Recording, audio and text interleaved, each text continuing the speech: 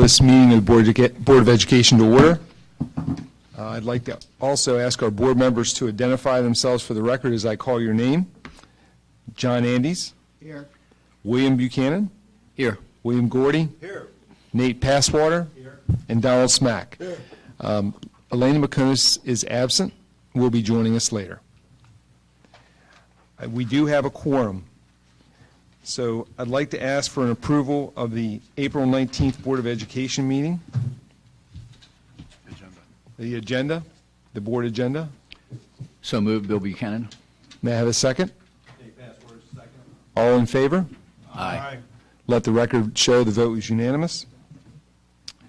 So can I have a motion to enter into closed session for today's board meeting? Motion, Donald Smack. Second, Bill Gordy. Yeah. The motion to enter into closed session, What's wrong, Don? I'm going to read it now. I'm going to read it.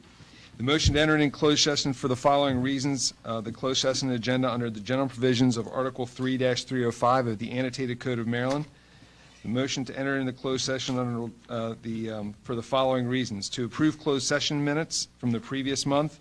Section 3-305B, to discuss the appointment, employment, assignment, promotion, discipline, demotion, compensation, removal, resignation, or performance evaluation of appointees, employees, or officials over whom it has jurisdiction, or any other personnel matters that affects one or more specific individuals, and to perform administrative functions. May I have a motion to enter into closed session? Donald Smack. Second, Bill Gordy. All in favor? Aye. Let the record show the vote is unanimous. We are now in closed session.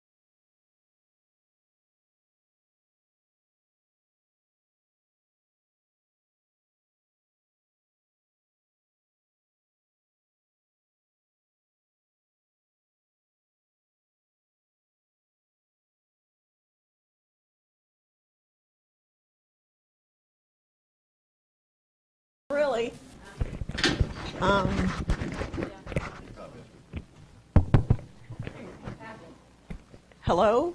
There you go. Okay, good, good, okay.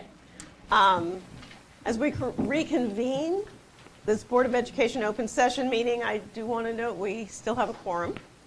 Additionally, I want to remind both our board members and our audience that this open session is being streamed live with both audio and video.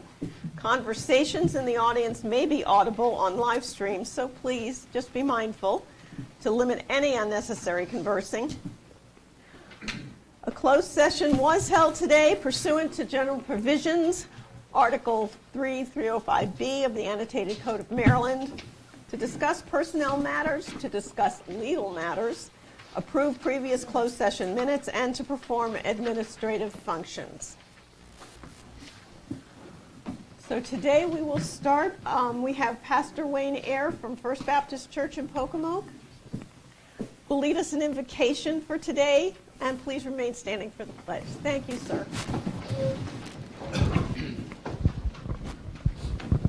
Let's pray together, may we?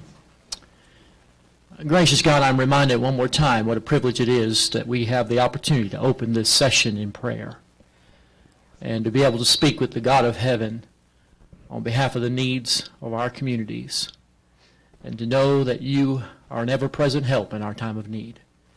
And I thank you for these individuals that sit around in front of us at this moment and the decisions they need to make. I pray, God, for your watch, care, and keeping over their lives.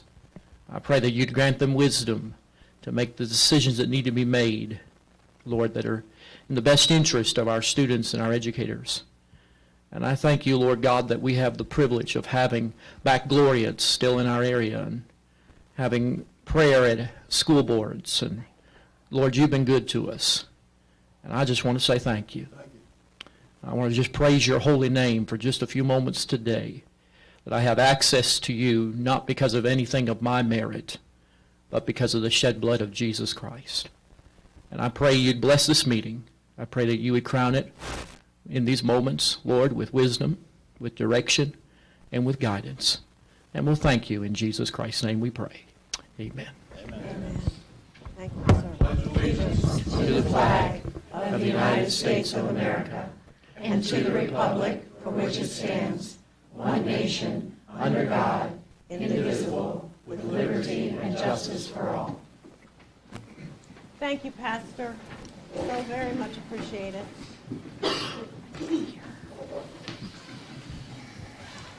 Okay, we'll get started. Can I have a motion to approve the open session board minutes from March 15th, 2022, and a second? Motion, Donna Smack. Second, Bill Gordy. Thank you. All in favor? Aye. Any opposed? Thank you.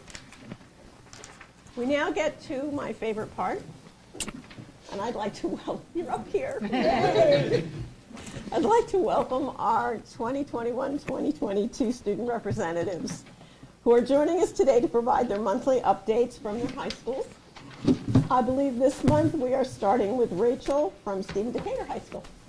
Thank you, Ms. McComas, and good afternoon to the rest of the board. April showers bring busy times at Stephen Decatur High School as our celebrations and special events, extracurriculars, and sports, and testing all heat up. Looking back, SDHS has had a lot to celebrate. First, we inducted 76 new members into the National Honor Society on April 6th. A week later, we inducted 50 new members into the Mu Alpha Theta Math Honor Society. Our Kids Against Animal Abuse and Testing Club sponsored a school-wide pet food drive and collected over 300 pounds of goodies for our furry friends. And our National Honor Society donated over 500 pounds of canned goods to Diakonia. Our after-school academy is busy with a couple new clubs and continued busy tutoring sessions. In March, our theater program performed Murder on the Orient Express before live audiences and is currently busy preparing for the annual Shakespeare Under the Stars with a production of Antony and Cleopatra. Looking ahead, we are beyond excited to host the Junior-Senior Prom at the Roland E. Powell Convention Center on April 30th. We are also looking forward to hosting our annual Star Breakfast on April 27th, which recognizes our students who are exemplary models of the Decatur Way principles. And last but not least, the SCHS Job Fair returns on April 27th for another year with over 40 different businesses and organizations on site ready to mentor and or employ our amazing Worcester County students. Meanwhile, in the testing world, we are getting ready to administer approximately 250 advanced placement examinations in 19 different areas to over 200 students.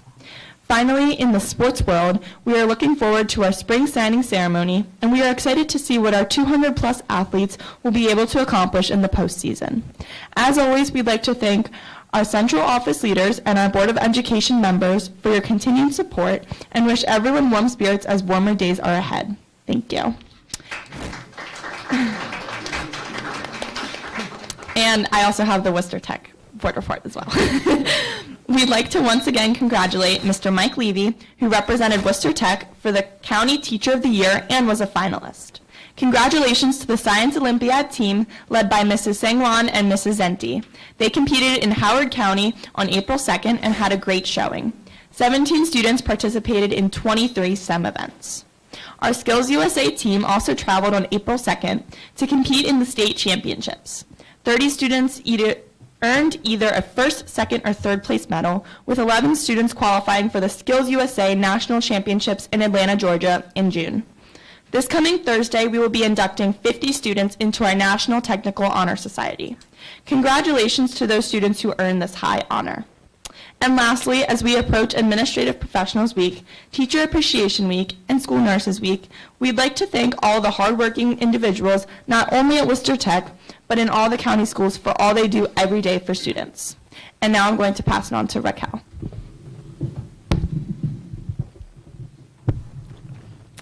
Thank you, Rachel. First, we will begin with an update from our wonderful area schools. Pocomoke Elementary School is gearing up for the spring. We are excited to welcome famous author Mr. Brian Collier to speak with pre-K and kindergarten students about the power of reading and writing. Next month is filled with family literacy night activities, dancing into spring events, and spring music programs. We are excited to celebrate the season with families and community partners. Pocomoke Middle School is getting ready for state testing. Testing begins Tuesday, April 26th with 5th and 7th grade. We are also looking forward to celebrating our teachers and staff for their hard work during Teacher Appreciation Week. Pocomoke High School is excited to officially host the Pocomoke Area Boys and Girls Club. This is currently open to students in grades 7 through 12 and is open from 5 to 8 Mondays through Thursdays. This will be a year-round program that has offerings such as financial literacy and other important life skills in addition to recreational athletics. Our high school will be hosting the Boys and Girls Club until a community center is built in Pocomoke.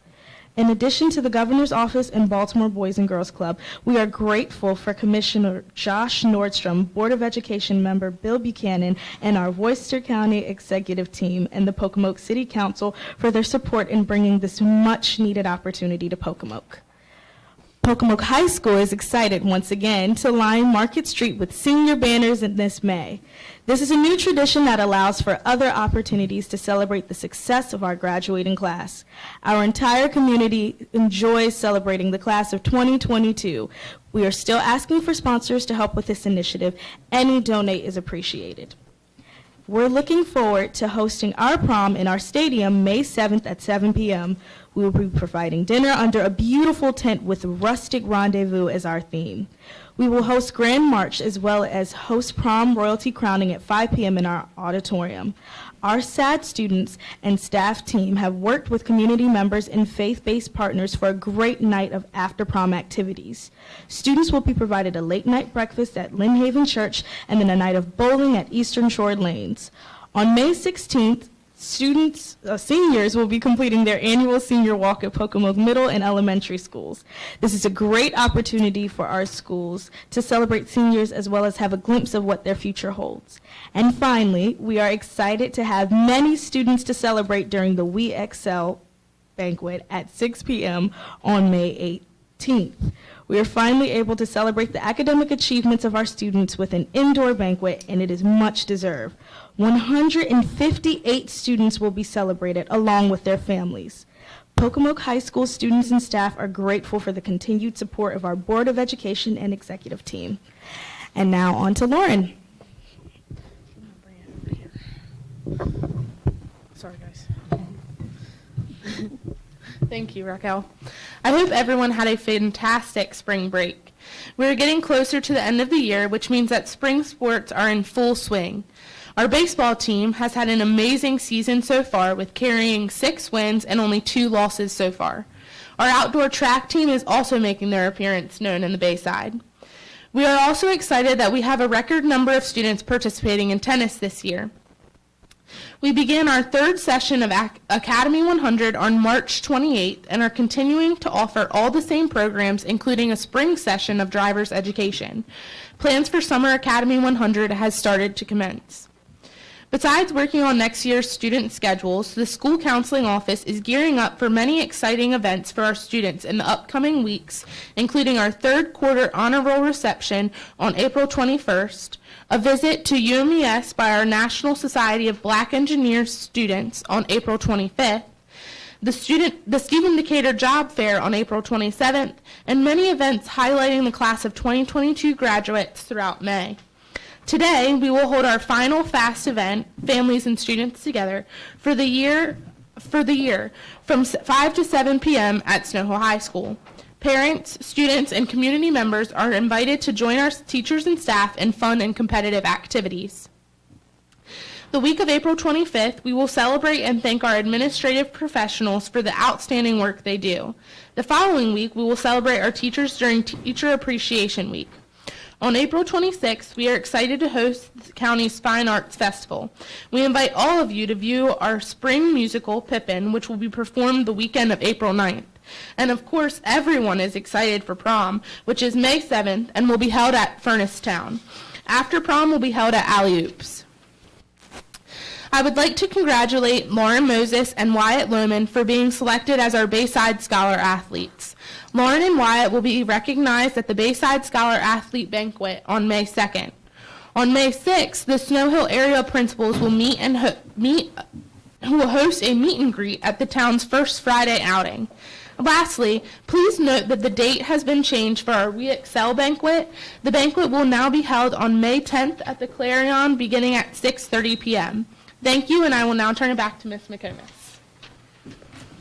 Thank you all. You all are truly a blessing to all of us, and I'm so thankful you have been here through thick and thin as we get through this year. We're so thrilled to be able to celebrate now at all our schools. So thank you.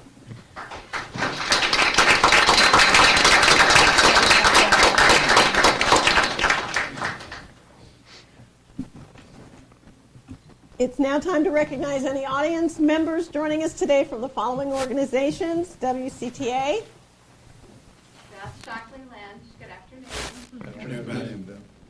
WCESPA, Ivory Smith, good afternoon. hi, Ashley. Worcester County Retired School Personnel. Ellen Shaw, so thank you, and I'm so excited to see we have an open meeting. I want you to know we're having our first in-person meeting, April 28th. After all, stop by for some desserts or welcome. Thank you, Ellen. Thank you. And any representatives from various schools? Okay. We're now going to move into our student staff community recognition, and I'm going to turn it over to Winter Sports Recognition's Dr. App.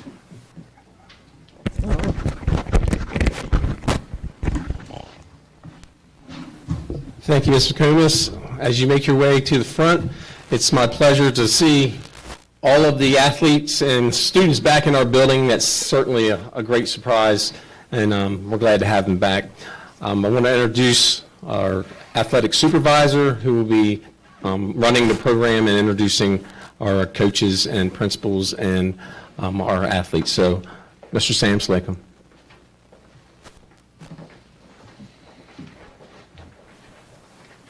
Good afternoon, everyone.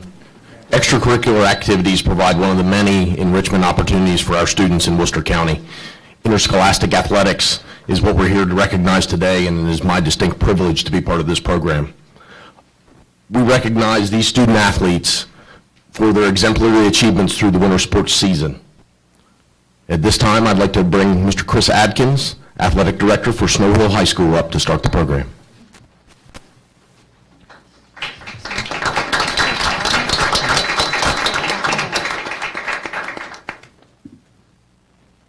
Good afternoon. First, introduce our indoor track coach, Miss Kenita Cartwright. Good afternoon, everyone. So just a little bit about the season. Boys and girls both had a very successful season. We're thankful for our leadership team for allowing us to have indoor track at our school. I know that not all Bayside schools have indoor track, but we're very fortunate, and just want to introduce the athletes. So first we have DeAndre Bratton. He's a senior, and he had a very successful senior season. He was Bayside champion in the 500 meter, 1A East Regional champion for 500, 4x2 relay, and 4x8 relay, 1A state champion, our anchor on the 4x8 relay team, and then he was first team all-conference for the 55 meter and 500 meter. DeAndre Bratton.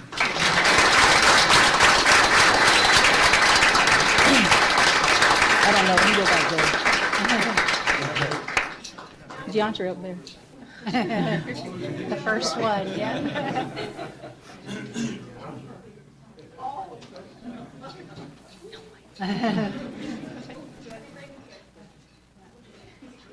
All right, next up, we have Bryce Purnell, also a senior. He was the 1A East Regional champion for the shot put, Bayside champion shot put, and then first team all-conference. And I will say that he also holds the Bayside Conference and school record for the shot put. He threw 49 feet and 1.5 inches. So, Bryce Purnell.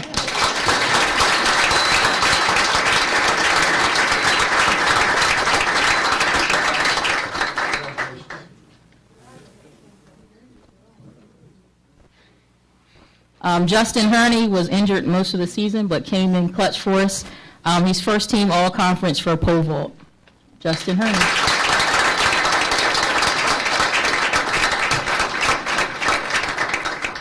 Seth Barron, 11th grade, first day East Regional champion in the 3,200 meter, which is 2 miles, 4x8 meter relay, and then also he was a member of the 4x8 relay team that were state champs. Seth Barron.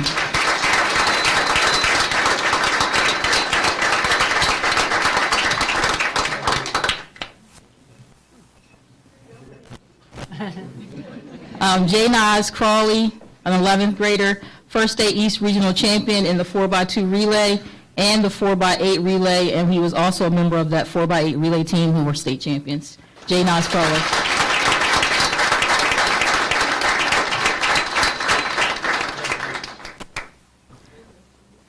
Logan Herney, 10th grade, brother to Justin. 1A East Regional champion for the 4x2 meter relay, also the 4x8 meter relay, and he was on the 4x8 meter relay team for a state champion.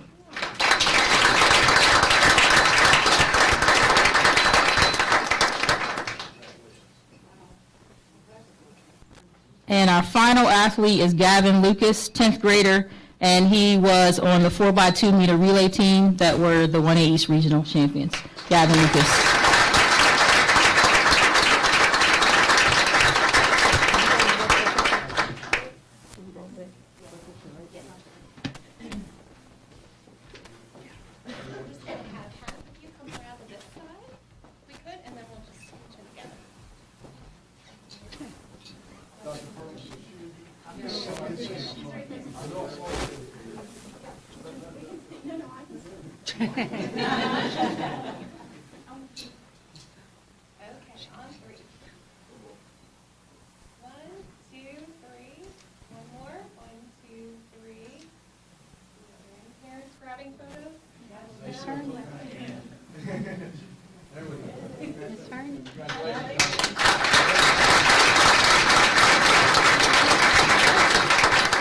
I do want to add something.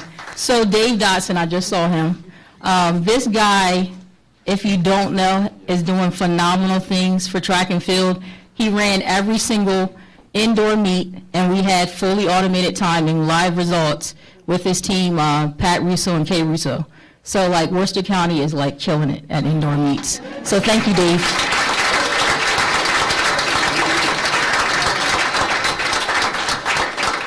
Sorry, girls, forgot about you. Charge it to my head, not my heart. So Alexa Arnold, 1A East Regional Champion for the 4x8 meter relay.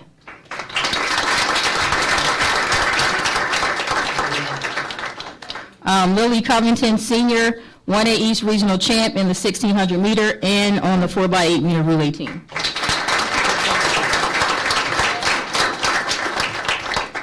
Paige Atnoyer, 11th grade, 1A East Regional Champion for the 4x8 meter relay team. And Sierra Smullen, 11th grade, 1A East Regional Champion, 4x8 meter relay.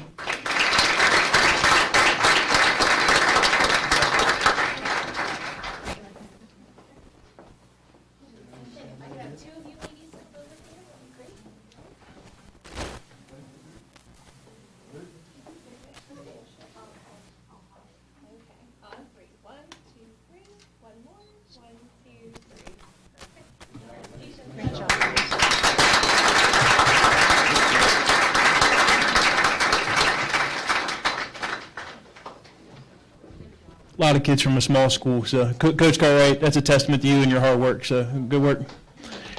Our next coach is Coach Sean Johnson, our head boys basketball coach.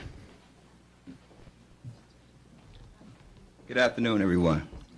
I'm bringing a sophomore guard from Snow Hill High School, Mr. Jaden Hudson.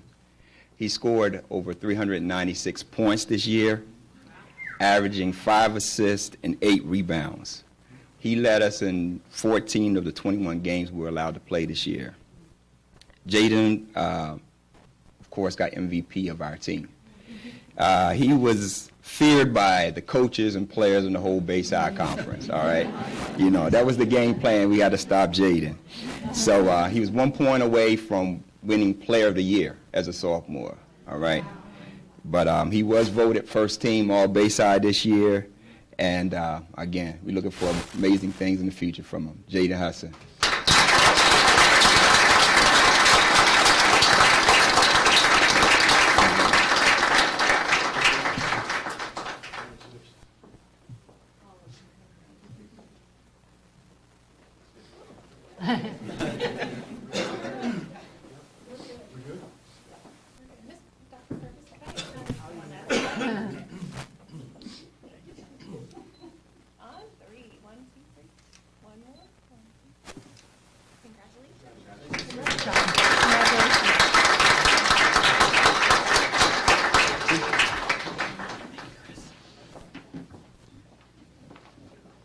Wonderful accomplishments we're celebrating with Snow Hill High School today. Let's give them another round of applause.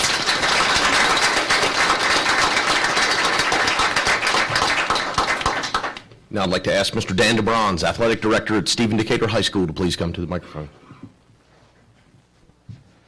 Thank you for inviting us to this meeting today. We love to celebrate our student athletes, and we will start off with our indoor track team and Coach Fred Billings.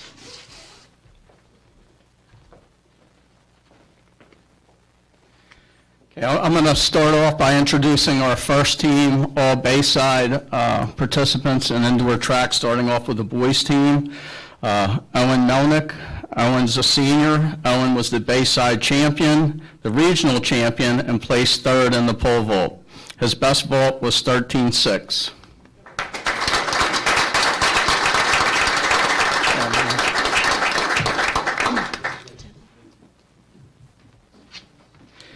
Next, for the boys is Ethan Justice. Ethan's a sophomore.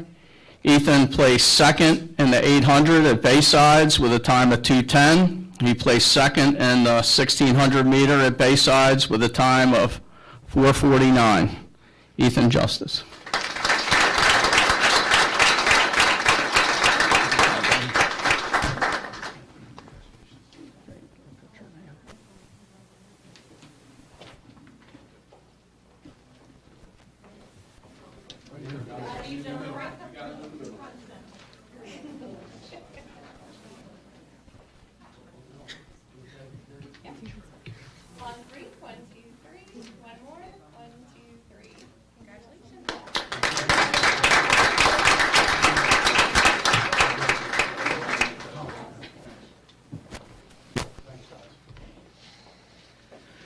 for our girls' team. We have Summer Brenner. Summer is a 11th grader. She placed third in the regionals in high jump, and her best jump was 4'8". Summer Brenner.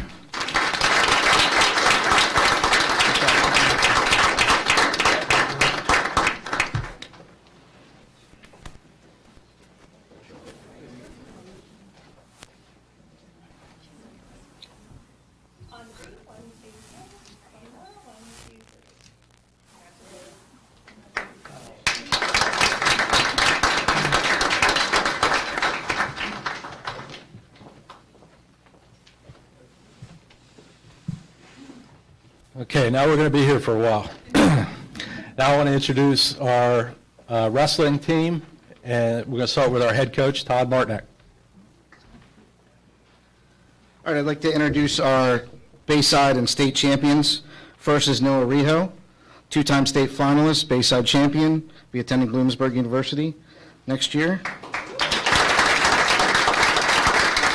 Next is Alex Kulikoff. Alex Kulikoff was an undefeated state champion, also was an all-conference, pinned everyone through the Bayside regional and state tournaments, and also has a 18 SAT score.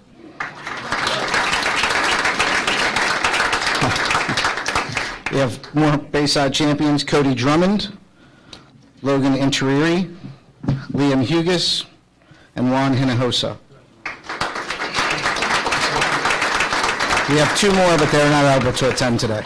These are our Bayside champions and state champions. Thank you.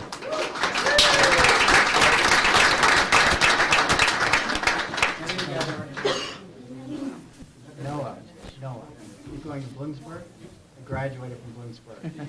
Yeah, great choice. Excellent choice. Go Huskies. Excellent choice.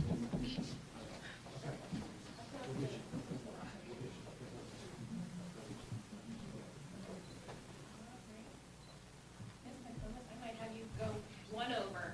There you go. I can see a little bit better.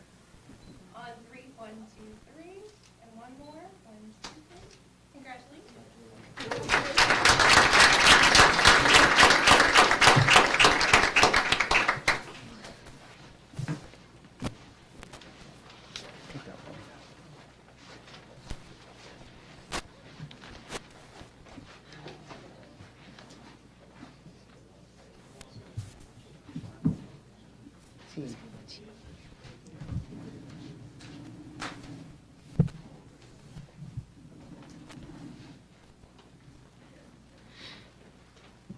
Steve Decatur Wrestling was also lucky enough to win their third consecutive state title, with the seniors of this class combined over the last 3 years, not counting COVID, for a record of 72-3 over the past 4 seasons at Steve Decatur.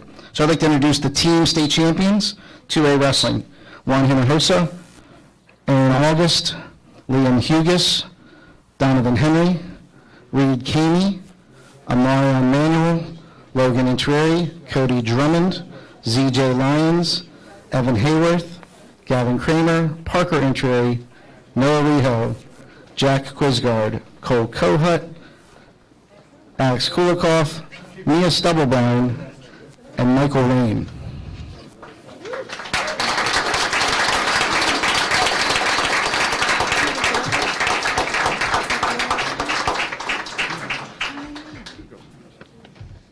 Are we not doing a picture with, we're doing a picture with the team? Are we doing a picture with the team? Okay, gotcha. I'll have the girls then. Guys, you can leave, we're gonna do the picture afterwards. I'll take the girls. Hey, guys, do me a favor, so we're going to take a recess to take your picture outside. You guys go by the front door and wait so that we can get right out there and get the picture and come back to our meeting, okay?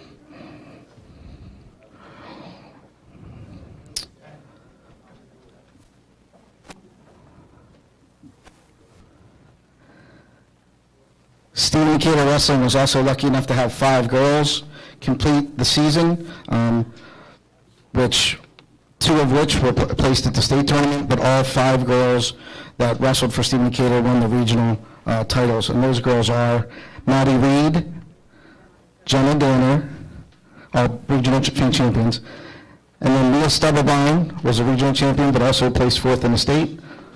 Demira Colick was also a regional champion and also placed third in the state. These are our 4 regional champion girls.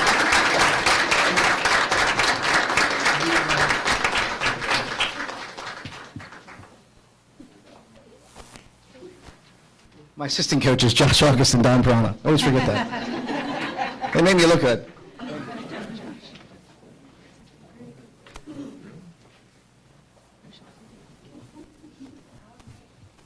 3, 1, 2, 3. One more. 1, 2, 3. Congratulations.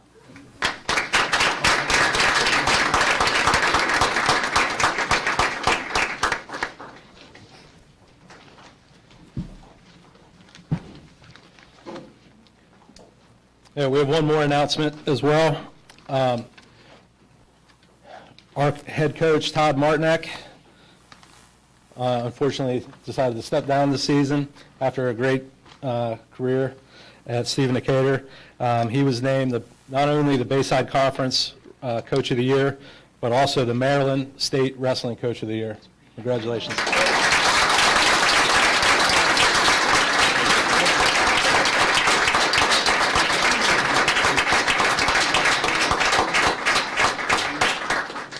Let me tell you something. I hired this guy 20 years ago at Decatur High School. And I won't, it's about 20 years ago, right? Is that 20 years ago? He come in and told me that he was going to turn our wrestling program around. We were struggling at the time. I think we had about 4 or 5 wrestlers, right? 6. And he's always been argumentative, you can tell. He's small in stature, but he's got plenty of mouth. But he's done a terrific job. He's going to be missed.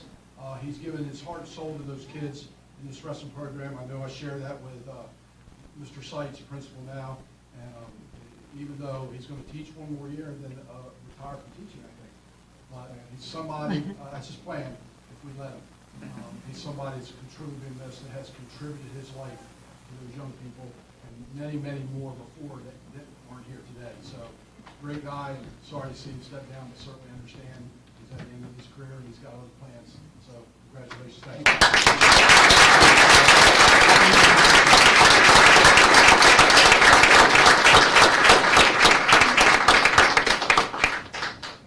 1, 2, 3. One more. 1, 2, 3. All right, thank you.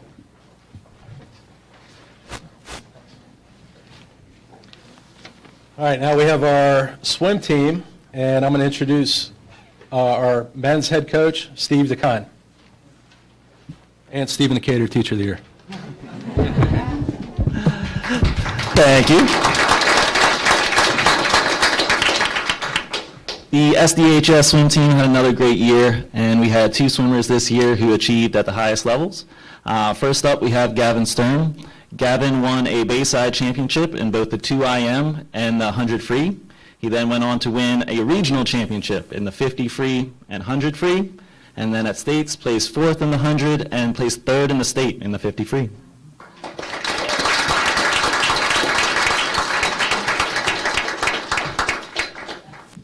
Next up, we have Daniel Karczewski.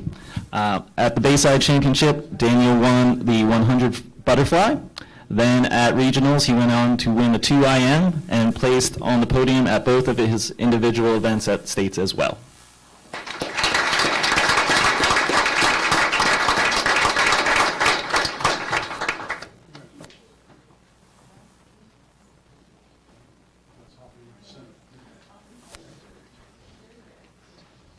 Mr. Seitz, go ahead and swing around here. Thank you. Okay, on 3. 1, 2, 3. One more. 1, 2, 3. Congratulations.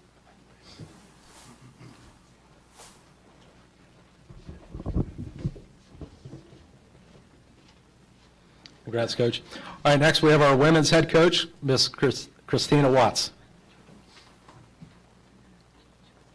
Good afternoon, everyone.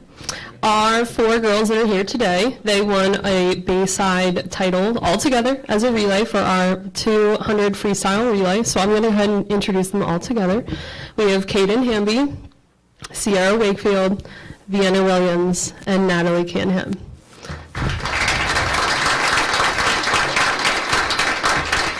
All 4 girls also went on to swim at regionals and states as well.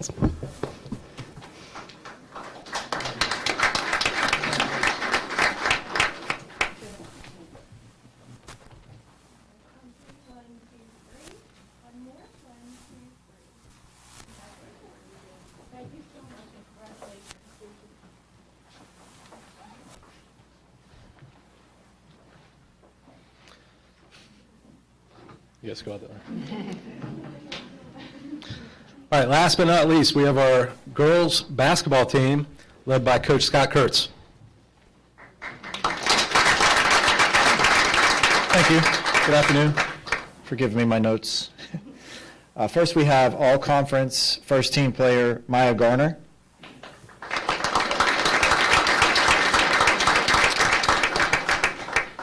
Maya was also named Conference Defensive Player of the Year. In 2 seasons, she scored 540 points. She's on pace to score about 800 or more points in 3 seasons. She did lose 1 season due to COVID. This season, she was named first-team offense and defense. 264 points, 132 rebounds, 53 steals, 24 blocks, and she was our team captain. Maya Garner.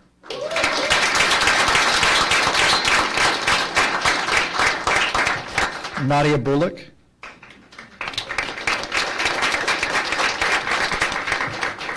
Nadia was a senior captain. In 3 seasons, she scored over 800 points. She was on pace to score probably about 1,100 or more points, which is always a goal for a high school athlete to reach 1,000 points, but she lost one of her seasons, so that was kind of a bummer.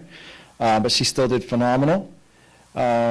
She won Bayside Player of the Year this year. She scored 331 points, 138 rebounds, 71 assists, 52 steals, team captain, and she was a 3-year first-team All-Bayside finisher, and she also won first-team defense. She'll be attending Salisbury University and playing basketball at the next level. Nadia.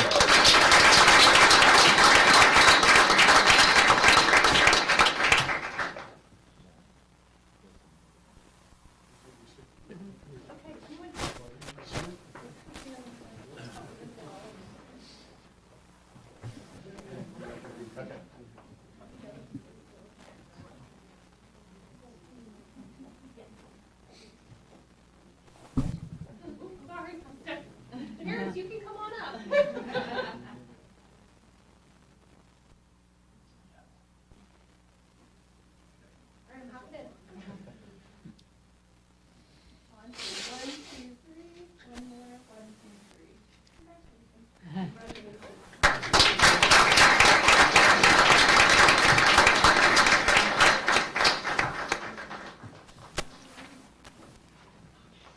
And now I'm going to have the whole team come forward for the regional championship. Come on. I want to start by mentioning that every single girl on this team, all 11 girls and team manager, earned Minds in Motion and maintained a 3.25 GPA throughout the season, which is I'm very proud of that. These ladies competed all season and finished with a 19-0 record. As far as I know, it's the only time a girls basketball team from Decatur had an undefeated regular season. We finished with a 21-2 full season record. We won the regional championship over Crofton. It's the first regional championship at Decatur since 2004, so I don't know if any of them were alive. Maybe one of them. And overall, just the team played so well together. We finished with the highest winning percentage of any 3A team in the state of Maryland. We had 5 players or more average between 7 and 16 points. It's just attributes to what a team effort this accomplishment was. Very proud. Regional champions, Decatur. How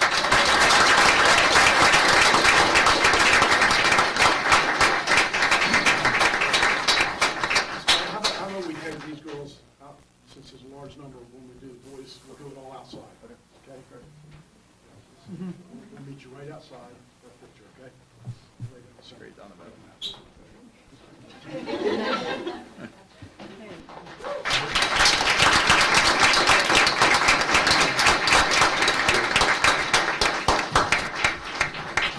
Okay, we're going to take about a 5-minute recess. Please feel free to stand, stretch, use the restrooms. We're going to go out with the board, take the pictures, and we'll be right back in. Recess.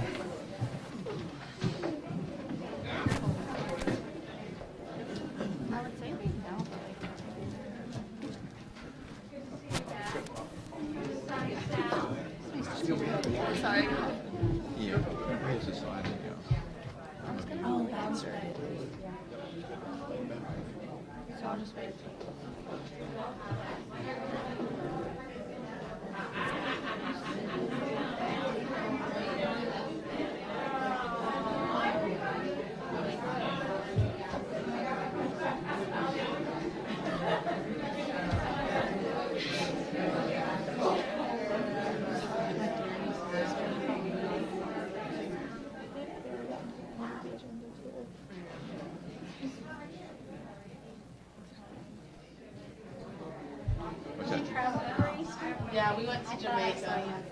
Yeah. Just preview? Yep. It was nice. We didn't do anything, and that was the best part about it. Nothing planned? Would you fly on Wednesday? We flew out Monday. So, yeah, we went that whole week.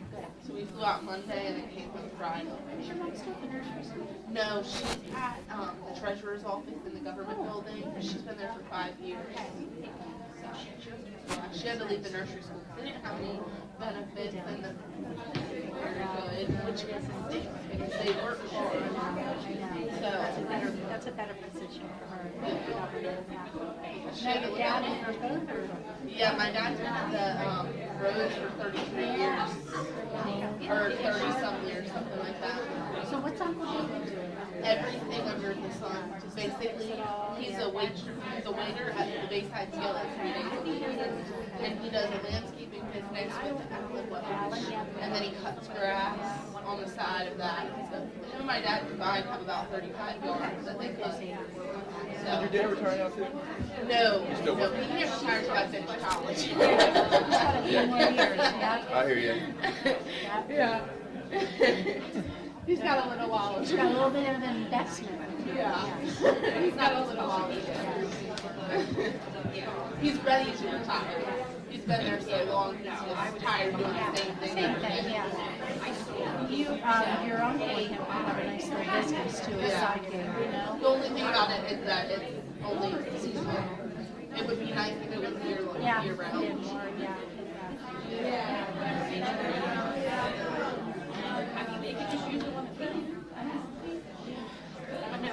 She is great. Said her grandmother does have a code. That's what she's been trying to avoid for so long. How'd she do it? She did it. Because it technically is our Monday. You got the time? Yeah. I'm sure Matt has it too, because she was going to Connor all day yesterday. She said, it's Connor. My brother has it now. Doesn't he? Okay. Has he ever had it? Well, he thought he had it a few months ago, but they actually didn't confirm it. He had a video appointment, like, online. And they said based on the symptoms, he has COVID. Like, how do they know for sure? Yeah. So I don't know if he didn't have it then, and he has it now, but tested positive. So you did test positive. Is he feeling okay though? Cough and sore throat, headache, all that stuff. I think he's feeling a little bit better. Hi lady, how are you? I have a question. Yes, ma'am. Yeah.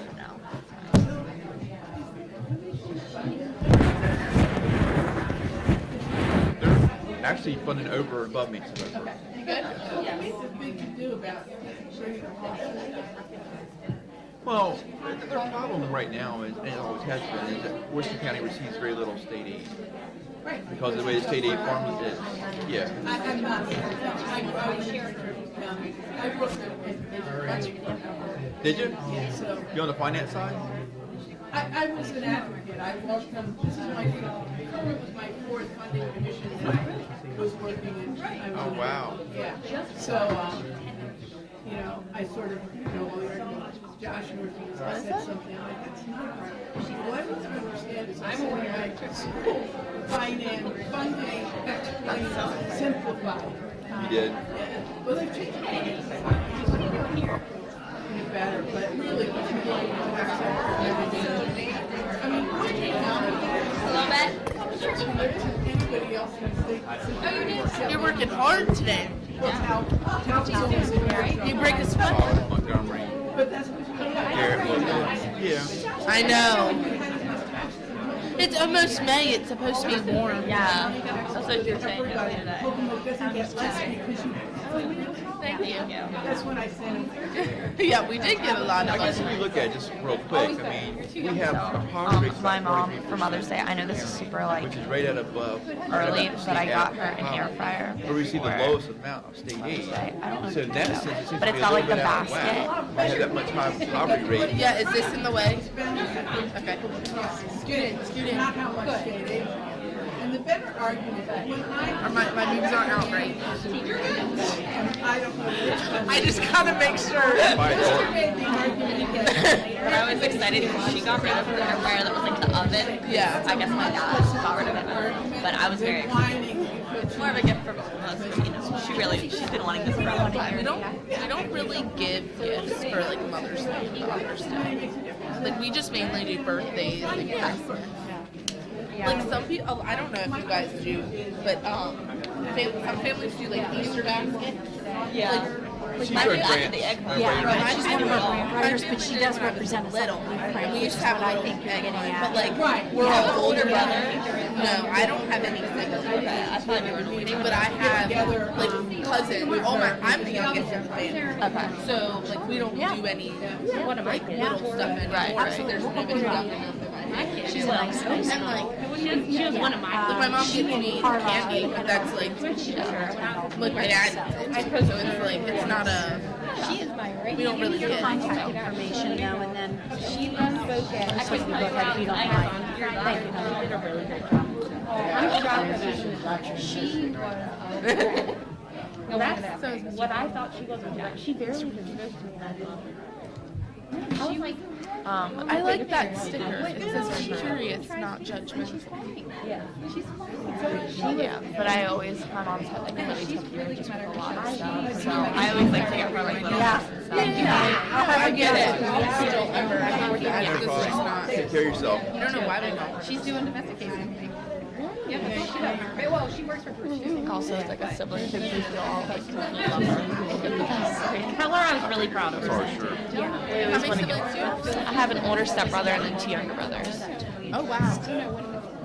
My older stepbrother doesn't live with us, but my 2 younger brothers do. So they're 9 and 11, and they're crazy. You're kind of far apart. Maybe they're offering more money. About 6 and 8 years. But we also have to pay dad. So Oh, I okay, have that makes sense. She wasn't a teacher. How old are your siblings? Ain't nobody had this for us. Actually, I can tell you the next time. Just reach out and I'll be like, hey, this is how good it should be. Did you say Kamal goes to Cedar Chapel? What does he go to Cedar Chapel for, if you don't mind me asking? Is that a touchy subject? It's okay if you don't want to answer. Yeah. That's him right there in that picture. Oh, Yeah. Okay. He's sweet. He's sweet. Yeah. He knows my routine. Yeah, we'll just take it from there. And he knows I'm sorry when I come in the door. He goes, oh, my door. I always go. He's like, you can't come up here. You go over there. Does he not speak? He chooses not. I think. Well, this is what Apple's. I'm sorry, I was just curious. I've been into the psychology stuff lately. We've been doing a lot of the. Okay, I understand. Turning this on would help. Thank you. We're now going to move to resolutions and proclamations. And busy month. So today, the first one will be our school library month of April, and Dr. Andes. Good afternoon, everyone. I've been asked to read the proclamation from the Board of Education declaring April 2022 as School Library Month. And my transition lenses haven't transitioned yet from being outside, so excuse my reading. I might have to do this or this, so I apologize for that. School Library Month, April 2022. Whereas the school library is to ensure that students and staff are effective users of ideas and information, and whereas the school librarian's role is to provide the leadership and expertise necessary to ensure that the school library is an integral part of the instructional program of the school. And whereas the Board of Education has entrusted the school librarian in each school to teach the skills of locating and using information through traditional resources and new technologies, to provide literature appreciation activities, and to guide and encourage content and recreational reading to every single student.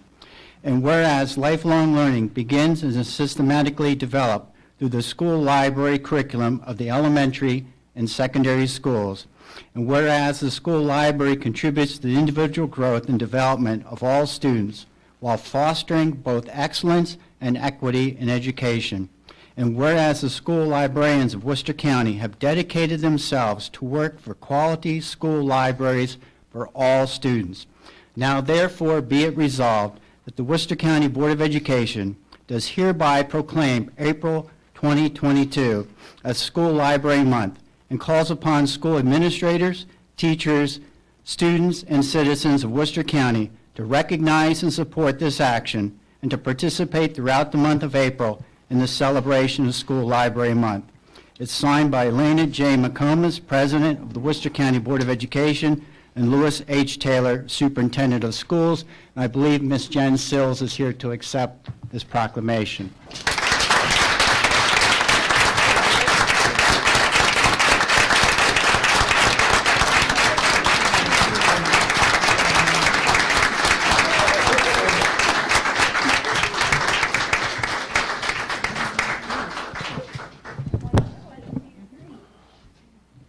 Thank you so much. Thank you. I'm a little biased, but I think we have one of the most phenomenal team of librarians in the state. We have an amazing 12 individuals working in our school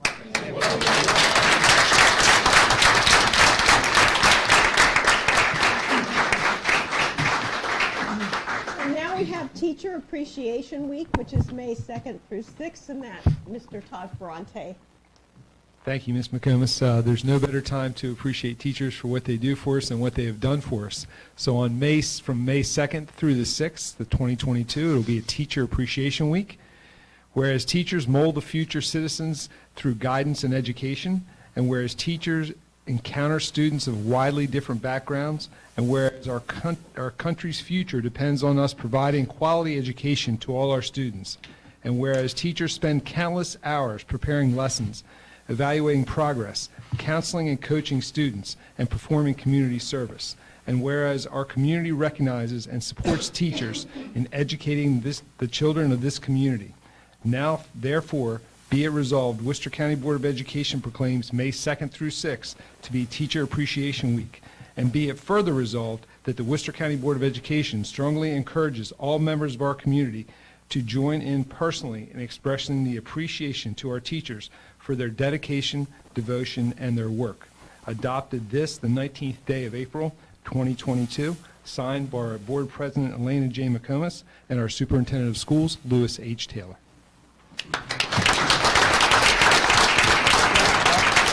We'll bring up Beth Shockley Lynch, our representative for teachers. Beth, congratulations. Thank you very much. Thank you, Beth.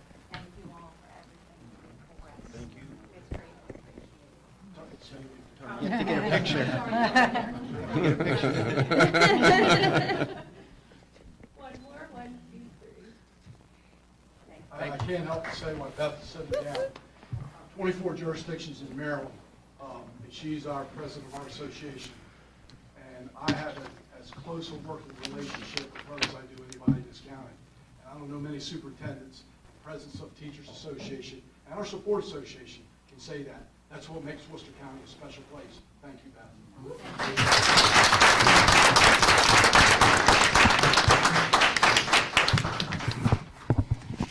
We also have School Nurse Appreciation Day on May 11th, and Mr. Gordy will be reading that. Thank you. Thank you, Madam President.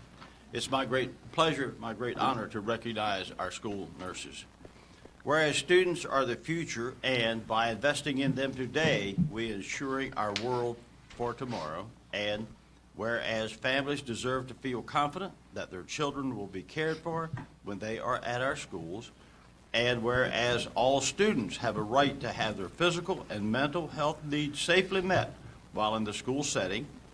And whereas students today face more complex and life-threatening health problems requiring care in school, and whereas school nurses have served a critical role in improving public health and ensuring students' academic success for more than 100 years, whereas school nurses address the home and community factors, that is, social determinants that impact students' health, and whereas school nurses act as a liaison to the school community, families, and healthcare providers on behalf of our children's health by promoting wellness and improving health outcomes for our nation's children. And whereas school nurses support the health and educational success of children and youth by providing access to care when children's cognitive development is at its peak. And whereas school nurses are members of the school-based team, that is, school health services, 504 and IEP, and disaster emergency planning to address the school's population. And whereas school nurses understand the link between health and learning and are in a position to make a positive difference for children every day. Therefore, be it resolved that the National Association of School Nurses celebrates and acknowledges the accomplishments of school nurses everywhere and their efforts of meeting the needs of today's students by improving the delivery of health care in our schools, and offers gratitude for the nation's school nurses who contribute to our local communities by helping students stay healthy, in school, and ready to learn, and keeping parents and guardians at work, not just on this National School Nurse Day, but at every opportunity throughout the year. Be it therefore resolved, the Worcester County Board of Education does hereby proclaim Wednesday, May 11th, 2022, as School Nurse Day, adopted this 19th day of April 2022, signed by our board president, Ms. McComas, and our superintendent, Mr. Taylor. Congratulations, school nurses. Good morning, Amanda.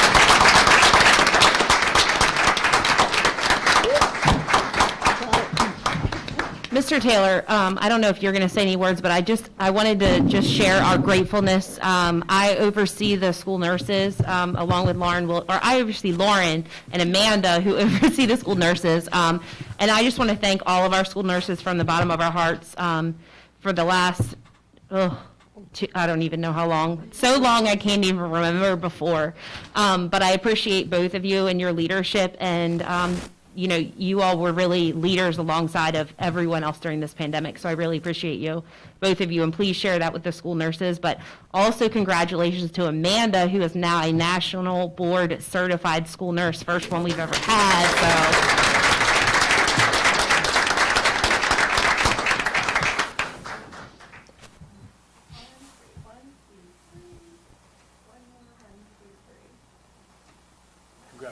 Congratulations. Great job. Congratulations. Thank you so much.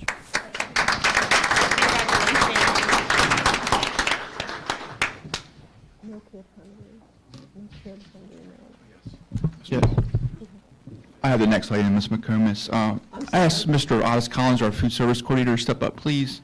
It's not really a proclamation, so to speak, but back in March of 2020, we found out that schools are going to be closing what we thought was 2 weeks. Little did we know how long it was going to go on. There was a flurry of activity going on here at the central office of getting instructional packets together to send home with kids to have them have something to do over the break. And what also had to happen was we had to figure out how to feed kids while they were out for those 2 weeks that ended up being a lot longer. And Mr. Collins stepped up and used his experience to put together a plan. The Monday that we were closed, we had 3 sites that were open, delivering food to our kids, distributing food to our kids. That later grew to 7 sites. He put together safety procedures in place for our cafeteria workers to make sure things were distributed safely during the pandemic, and he just did a phenomenal job. I can't tell you how much we appreciate what he did. And No Kid Hungry Maryland sent me a letter recognizing that from March of 2020 to September of 2021, Worcester County distributed over 667,000 meals to students who otherwise wouldn't have had those meals. So I just thank you and your team for all that you did. We really appreciate it.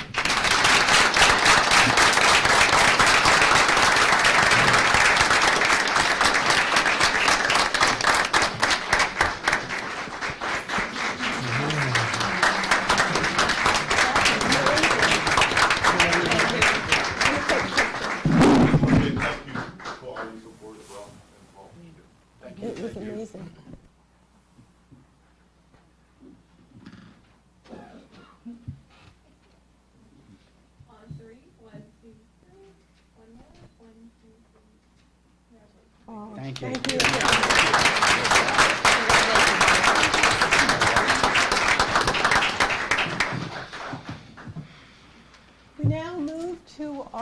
citizen comment section. Individuals may address the Worcester County Board of Education for 1 or 2 minutes regarding information, commendations, or concerns which may need future board attention. Concerns that are specific to an individual will not be discussed in open session, and act should be directed to appropriate district personnel for investigation. Presentations to the board requiring more time need to be scheduled through the superintendent's office by the Thursday preceding the board meeting, in order that the item could be included on the agenda. When you are called to address the board, please state your name, your address, and the schools that your children attend before beginning your comments. And we ask, now that we're back to a normal seating arrangement here in our room, we're going to ask, please, if you would, when you come up to address the board, that you just sit here and speak into the microphone here instead of walking around. We'd appreciate that. Thank you. Okay, our first person is Ronald Jones.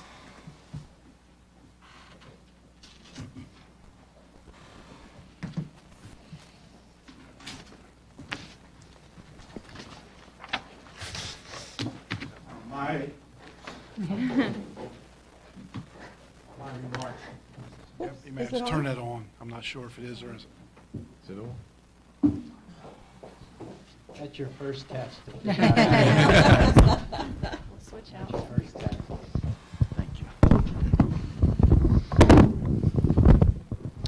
Your time's up, Mr. Jones.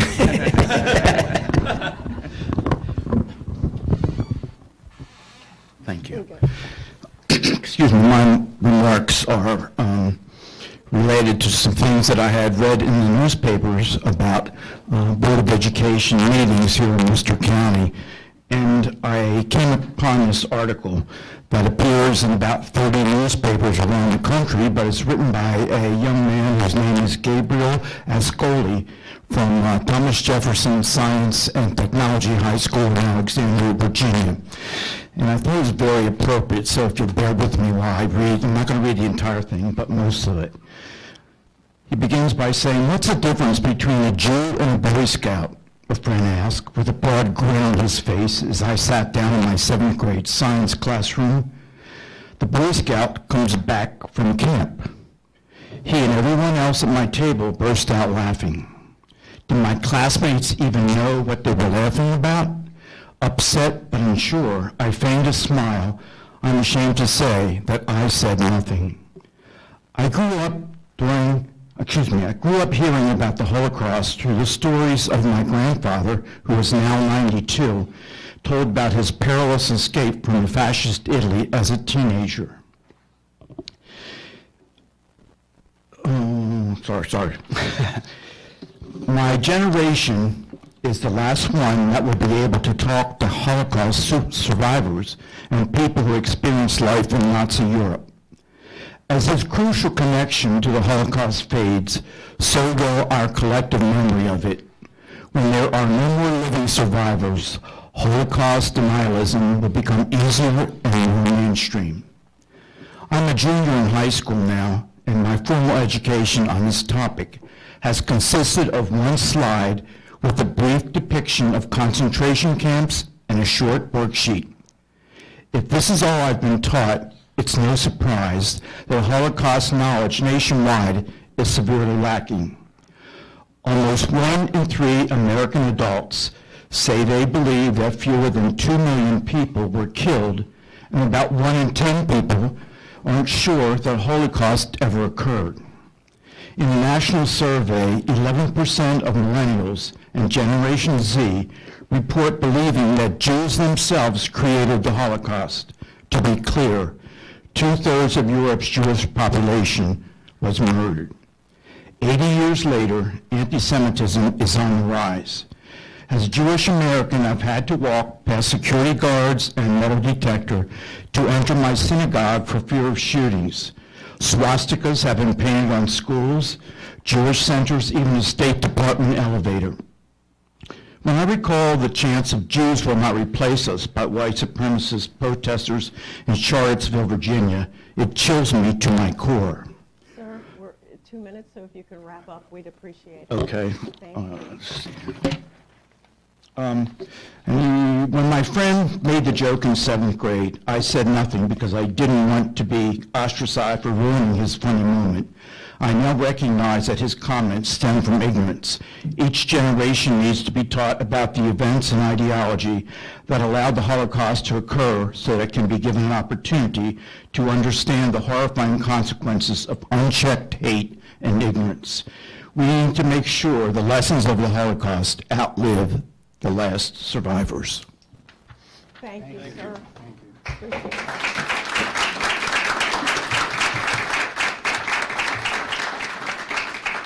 Deborah Fisher Reynolds.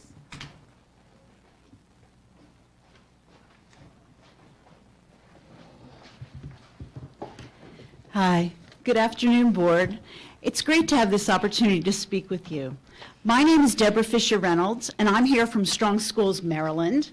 I live at 148 Ocean Parkway, Ocean Pines, and I am a retired teacher, retired kindergarten teacher. I am very concerned when community members criticize and complain and they don't listen to the responses and answers, and the same community members leave before the curriculum presentations. The best part of the board meetings are the curriculum presentations and the reports on your initiatives.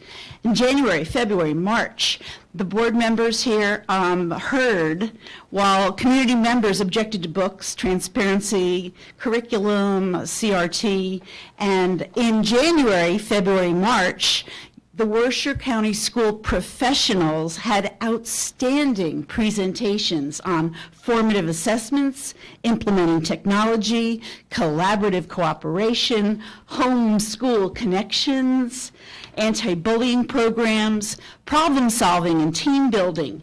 And it's not CRT, but positive social emotional learning when you learn how to deal with challenges, conflicts. It's social emotional wellness.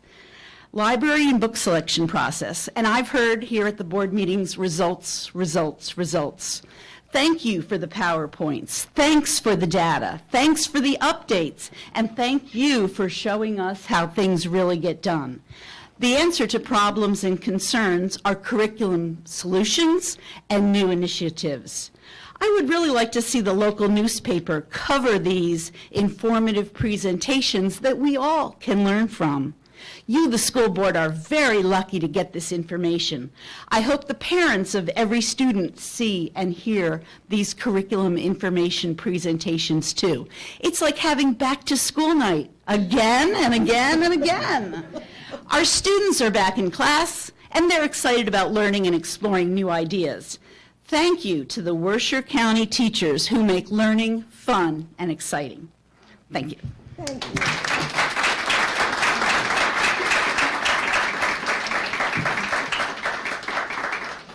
Katie Addis.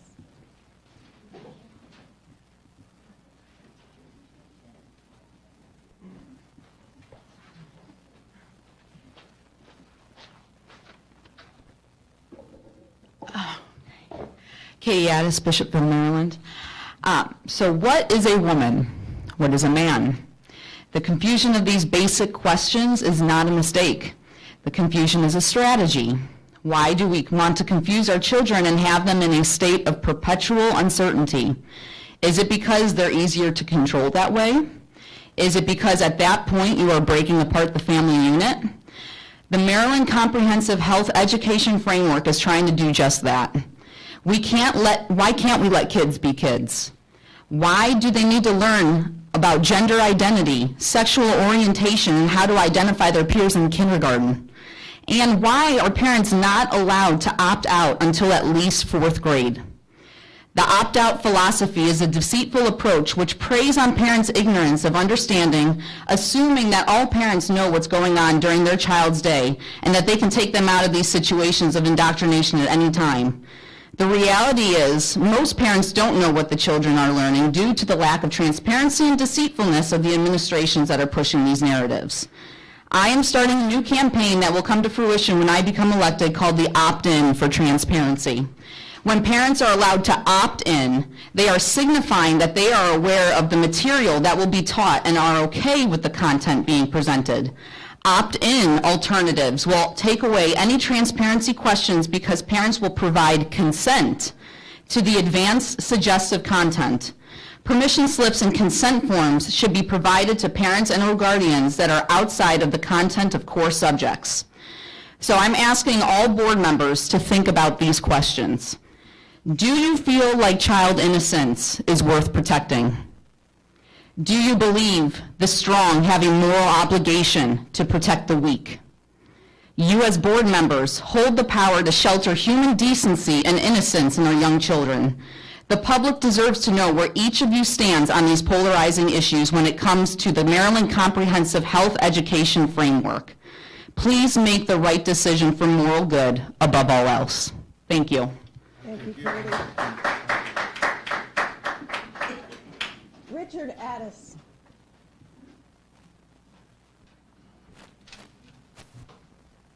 Low bridge.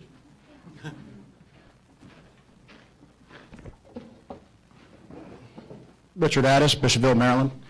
I've got a question really for the citizen taxpayers, and that is the budgeting in the last 2 years in our school board. We've received COVID money, but there's no explanation of where that has been spent. I've looked through, and it's a very convoluted process of your budgeting and how it's laid out. I've looked through it, and it's not clear where that money has been used. It was supposed to be set aside for things like ventilation system upgrades at the height of COVID. I understand that that did not happen in most cases, so I'd like to know where that money went. I'd also like to know where the money went that was saved, if you will, for, I know you guys paid the school bus contractors when they were out of work, and that was greatly appreciated, I'm sure, by them. But the amount of money spent, because the buses weren't rolling, did not near the budget that was allotted. So I'd like to know where that extra money went and how it's being reallocated and where it went to. So if one of you board members could get back to me on where that money actually went to, I'd certainly appreciate it. The taxpayers would appreciate to know where it went. Secondly, just to touch base on the last meeting that we had, there was a lot of information about this book, and the defense of it was that it was a First Amendment right. My question is, where were the First Amendment rights of the kids that had Trump t-shirts or MAGA hats on that were told to take them off? Where was the First Amendment right for the kids that were flying American flags on American soil, but they had to take them off their vehicles because it was offensive? If we're going to apply First Amendment to everything in this school, it needs to be applied equally. That's all I have to say. I appreciate it. Thank you all. Thank you.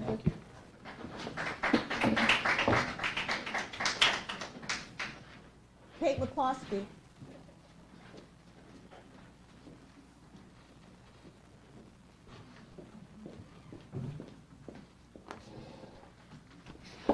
Hi, my name is Kate McCloskey from Ocean Pines. And I first of all realize the difficult job you all have. You wanted this job. You campaigned for it. You wanted to be elected for it. It's a very difficult job. Not many would want your job. I do appreciate the positions you hold and the pressure you feel. Our children are our future, and they're the most precious gift of God. And to protect them while they're in school and while they are of a young, impressionable mind is so important. Because if children start to lose that safe place, that healthy place as they're growing up, and their mental health starts to take a toll, and we're seeing that. We're seeing kids get more crippling with anxiety, crippling with depression, who don't want to live anymore. Every red flag in us every alarm should be going off, because if the kids if they're struggling that terribly, worse than any other time in history, we're seeing suicide rates, we're seeing kids on antidepressants. These are red flags. We are in a time where we need, I think, mental health professionals to gather around and say, what's causing this? Why is this different now in this time of history than before? And from my vision is that the more we expose kids to topics that they're not prepared to handle, it's inappropriate material for their age, it's bringing them to sexualization, to a gender confusion, then all of a sudden they are full of anxiety. They want to please people. And if something's being promoted that goes against who they think they are, they don't know what to do. And they are torn up. And I'm seeing parents torn up. I'm seeing teachers and administrators torn up too, because they are silently suffering because they're not agreeing with some of the things that are infiltrating our schools. And we're talking about political agendas.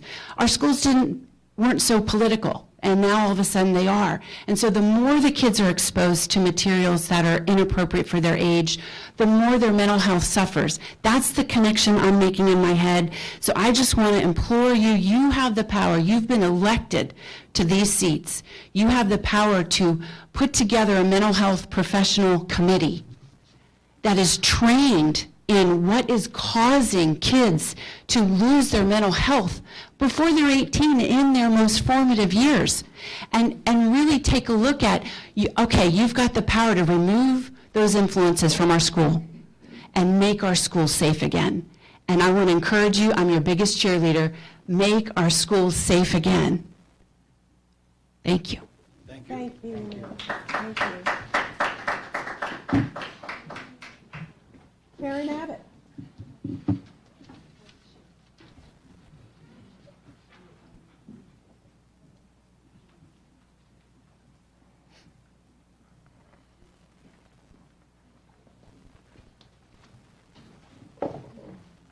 Good afternoon.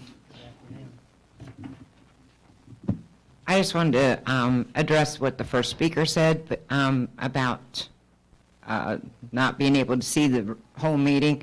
Thankfully, after many months of asking for video recording, we now have the YouTube channel, so we can watch what happens at the rest of the meeting when we leave. And I also just wanted to address the book issue, because I think that that's what everybody's made this into, is the book. It's not just the book. That's just a symptom of the problems. That's called deflection, and we need to focus on the bigger picture of what's going on. Just this week, I was talking to some kids from Pocomoke High School, and now I find out that we no longer get to have king and queen at homecoming. They all have to wear the same color gowns, cap and gowns for graduation. That's collectivism. That's not individualism. I don't know where you're going with this, or, well, maybe I do, but I think that needs to stop. These kids are individuals. They don't all need to look alike. They don't all need to act alike. You know, my friend Darren uses the analogy of what are we going to do next? Put weights on the basketball players so they can't jump higher. I don't know.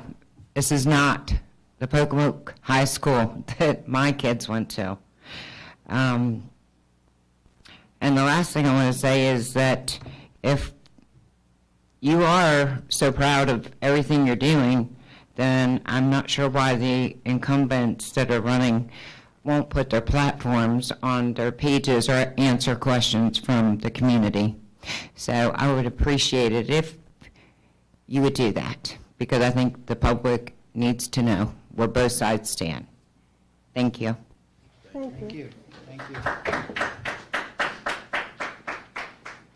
Lindsay Green and Tyre. Hi. I'm a mom of current Worcester County students, a graduate, and I'm a teacher myself. I teach second grade. Okay. So, if our true goal is academic achievement, we really need to see what's so wrong with the curriculum we're working with now. Worcester County continues to thrive and lead the state, which our state is ranking rather high in our country. That being said, I can assure you that no curriculum you purchase or your teachers use are going to matter if your student's mental health is not the priority. A child who is not comfortable, does not feel safe, has trauma, is not capable of learning. They're not going to be able to learn to read, identify phonemes, understand basic math. Mental health must continue to be at the forefront of all school-based practices so our children have the ability to learn those core subjects we keep hearing so much about. so that they're prepared for trade and or college and or this very diverse world that they are going to go into. The goal of public education is to prepare our next generation of citizens to participate in our Maryland democracy, in our democracy, sorry. The Maryland Comprehensive Health Education Framework is the newest target, I've noticed.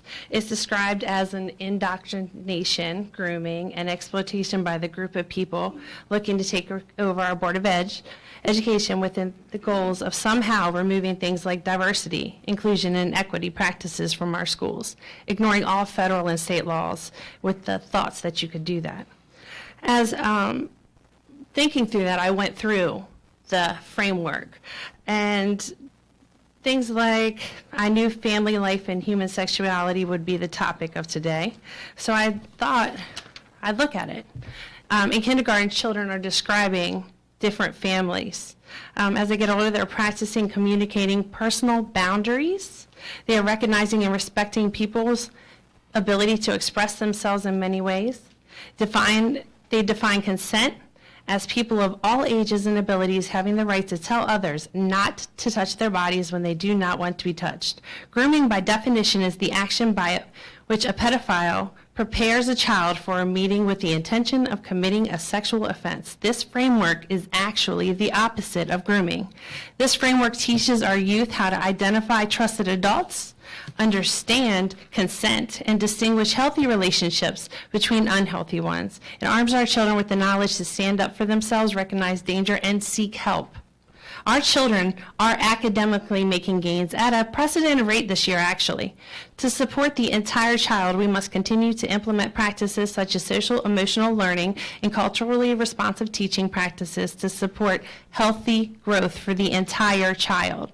If we allow liars to scare people into believing CRT, which is a college-level philosophy course, is in fact social emotional learning, and stand by as they minimize the need for mental health support in our schools, we must recognize the increased probability of a school shooting, higher drug use, higher suicide rates, etc., because school is where our babies are for the majority of their awake hours every single day. Ignoring their social and emotional and mental health needs will have tragic consequences. I appreciate it. Thank you.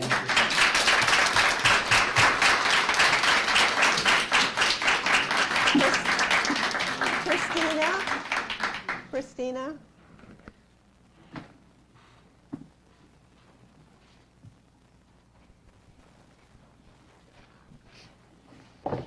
Good afternoon. My name is Christina Holslander.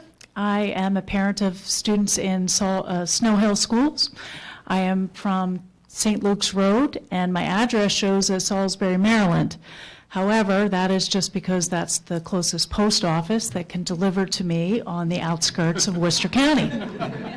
I am a Worcester County taxpayer. I am a constituent, a member of District 4, Mr. Gordy's district. And I realize that in recent meetings, I have heard comments from lots of community members. I thank you for this forum and that you put it at the beginning of the meeting, and that you do have an extensive meeting that does include the amazing curriculum things. I see on the agenda you are addressing some of the very specific concerns that have come up in recent meetings. Thank you. Thank you for hearing the community, responding, finding the information from the dynamic team that works for Worcester County Public School System. My kids were homeschooled partially when I was in South Carolina. We did not use the public schools there. We paid for private school in South Carolina because the school system was not worthy of my children being there. It was not a safe place for them. It was not a good spot for them to learn. I was so excited to bring my kids to Worcester County schools, and they have enjoyed the system for the past 11 years. I drove by the Salisbury Airport recently, and there was a sign for Mr. Darren Lombardo, who is running for office in Wycomico County. He's running for office in Wycomico County because he's a resident there. Why is he speaking at our Board of Education meetings? It's his prerogative. It is America. It's a free country, and we allow community members to speak.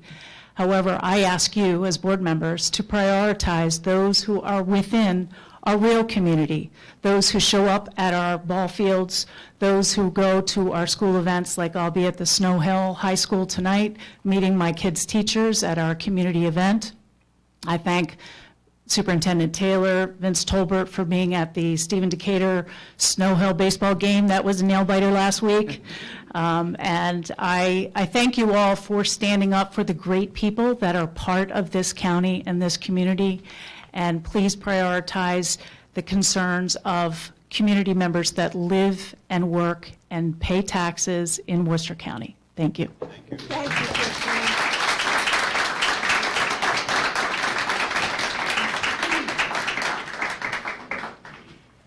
Okay, thank you all for sharing. We appreciate it tremendously. We are going to now move on to our next topic, which will be the superintendent's report. Thank you, Mrs. McComas. Thank you, Mrs. McComas. It's a pleasure to talk about our school system. It's my honor to serve as superintendent of schools here in Worcester County and to work for this outstanding Board of Education. I'm going to go off script for just a second. There's a very special guest here to me today, and I want to introduce him. Eric Cropper Jr. Eric, would you stand up? Thank you for being here. As all of you know, Eric served as a board rep. He's now a student at Salisbury University. And Eric's father, we lost, was the president of our school board tragically last July. And I am so proud of this young man for persevering and doing what he's doing. And it's an honor to have you here, and I'm honored that you're here today. Thank you, Eric.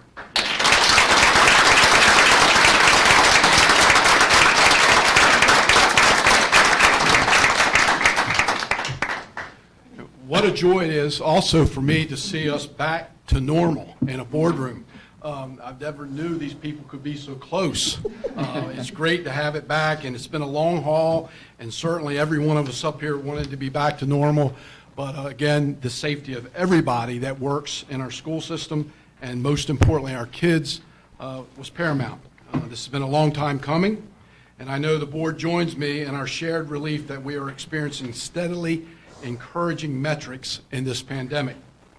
We certainly hope that this trend continues, but I want to reiterate to our families that both our students and our staff's safety will always be at the forefront of our minds as we make decisions. Now, the April board meeting is always a joyous one for me.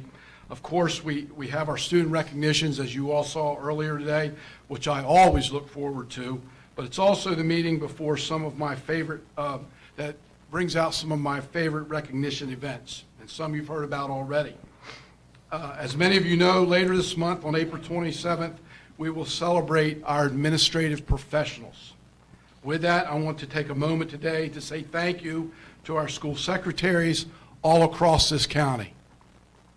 They are the kind, welcoming faces to our students and families, and we hope to keep our schools running efficiently. So thank you to our secretaries who are out there.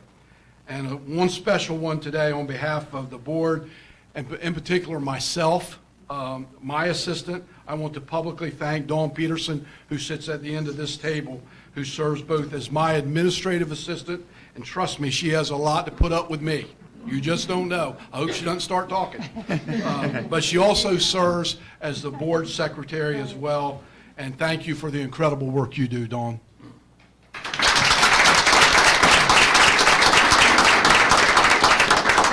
Next, as a nation, we will celebrate, as was read earlier, educators during the first week of May, otherwise known as Teacher Appreciation Week. This week-long celebration is just a drop in the bucket for the celebration that our teachers here in Worcester County truly, truly deserve. They are the best, and I will go toe-to-toe with anybody about that. Last month, we honored our Outstanding Teachers of the Year at a celebration led by Carrie Steers, and at that time thanked all teachers. But it's worth reiterating here, teachers, you are phenomenal. And Beth, would you take that back to all you see? That's on behalf of myself and our Board of Education. You teach content, but you also are counselors, confidants, you're cheerleaders, mediators, you do it all. You bring humor and kindness into our classrooms to carefully create a learning environment where every student feels they belong. In early May, we will also honor some true heroes in education, our food service workers, which is May the 6th, and our school nurses, as was read earlier today. In those two units, not to single them out, but today I will, I don't know what we'd have done without them during this pandemic. You heard the number of meals that was served. The nurses, what they have done day in, day out, night in, night out. They truly have stepped up during this pandemic like I've never seen. And that's what makes Worcester County Public Schools so special. To our nurses and cafeteria workers, you are truly appreciated. We could not do what we do without your support. So again, I wish there was another word, but thank you. Thank you for what you've done. And so with that, now that we are thoroughly into the celebratory mode, I'll turn it back over to Mrs. McComas. Thank you, Mr. Taylor. We are now going to go into our curriculum and instruction reports, and this D Shorts, we will full day pre-kindergarten. Yes, thank you, Ms. McComas. Appreciate it. That's okay. You were looking for me. I was like, sorry. I'm very pleased to present Dr. Christina Welch. She is the principal of Buckingham Elementary, and I'll let her introduce her fabulous team that's here with her today. But they're here to talk about their pre-K4 program, which many of you know was increased to full day last year. And hopefully they're here to brag about all the wonderful things that they're seeing by keeping our little ones, our 4-year-olds, all day long. So I'll turn it over to Dr. Welch, and I'll let you introduce your team. Good afternoon. It is with much excitement that we're here this afternoon, and we want to thank you for your support always. And last spring we came to the board meeting, and we were excited to share with you our celebrations around curriculum implementation in our half-day pre-K program. Well, we were really fortunate at Buckingham and got a pre-K expansion grant under the leadership of Todd Hall to expand our half-day program to full day. Right now we're serving about almost 60 kids, but we have 65 already enrolled for next year. So we're getting back to normal, as Mr. Taylor said. We shared a lot of celebrations last year, and I think the biggest celebration for us at the end of the year was when we administered our KRA assessment in the fall, which is our kindergarten readiness assessment. 75% of those half-day students were fully ready for kindergarten in September. And that's super exciting. So today I've brought two superstars with me. Mr. Taylor's been talking about teacher superstars. You've got two right here that were afforded with this pre-K expansion grant. And I'm going to introduce you now to Michaela Hatley, who started her career right at Buckingham Elementary School out of Salisbury University, and Allison Samanchak, who joined us on our team last year, straight out of Bloomsburg, Dr. Andes. She's been that. So they're going to share a day in the life of a pre-K at Buckingham and show you the just crazy gains we're making academically with those students. So I'm going to turn the mic over to Michaela. I'm like, do I have to use the mic or can I use my teacher voice? All right. Perfect. All right. So I have been at Buckingham for 6 years now, and we're super excited to show you why Worcester County is so beautiful. So we went with the spring theme. Our Buckingham pre-Kers are blooming.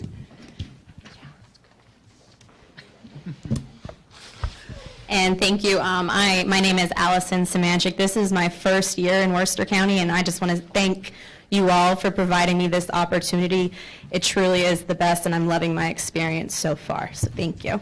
But jumping into some of the celebrations we want to talk about, one being reading. In our classrooms, we use Fontes and Pinnell to implement some of our reading curriculum, and one thing we are loving as teachers is a shared reading. So teachers will use a big book while students are using little books, and they're following along with you, and they're tracking with their finger, and they're looking for power words. So that is very exciting and something we want to celebrate. We allow students to book shop, so they are taking accountability for their learning. They're choosing books, they're looking at the covers, they're looking at pictures inside the books so they could go home every night and read with their families. And another thing that we love is like the accountable talk after we've done our reading. What do you love most? What did you read about? Did you make up your own story? Did you see letters, words, or sentences? Moving into writing, oh my goodness, this might be our favorite thing, and coming around are some samples, but our students are writing their own stories. They're getting their ideas down onto the paper. They're learning new words like my, like, and they can write them down on a sentence or on a paper to make a sentence. And we've been adding some directed drawings into our writing curriculum weekly, so students know how to draw a person or know how to draw a ladybug, so they can get more creative and use their imagination with their writing. Lastly, in math, our number talks. Phenomenal. The fancy math words that our little ones are using, bigger, smaller, quantity, larger, greater. The alligator always eats the bigger number. It's amazing what they're doing. Our math menu provides opportunities for our students to explore current lessons, but also going back and reviewing some objectives and standards that we've previously taught. And our students every day are exploring numbers. All right, so we're kind of going to break those down and show you how we've bloomed throughout the year. So we're going to start with reading. So in the fall, they came knowing how to hold a book, how to take care of books, how to learn about letters. But we have grown a lot since then. Now they love reading. It's some of their favorite time of the day. They read alone. They also read with their friends and to their friends. They know the difference between letters, words, and sentences. And if you ask them, they will get very passionate about telling you that sentences have spaces, and they will point them all out to you. They track their print independently, and they pick out words they know. This little guy on the screen, Dante, he started barely being able to hold a book on his own, and we just have a little snippet of how he is tracking on his own now.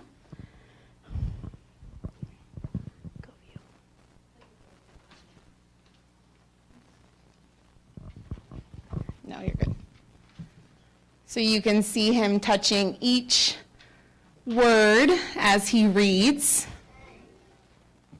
So that's super exciting. And then like Allie said, writing is our favorite. We have amazing, amazing writers that want to write all the time. The little boy on the last screen actually takes little notebooks around everywhere in school and writes down everything he sees. In the fall, they were learning how to hold a writing tool. They were learning how to attempt to make letters. They were learning how to just talk about what they're writing and know what they're putting on their page. In winter, they were working on sketching a story, and we started introducing adding labels to tell about what we can write. So you can see in the example on the screen, lots of S's for snowman. And then now in the spring, we can stretch out words, lots of inventive spelling. We can write with power words. We are obsessed with power words. We point them out everywhere. And we're even adding sentences. So if you see in that last one, you see, I love my little cat, plain as day. And they do it all on their own, and they love it.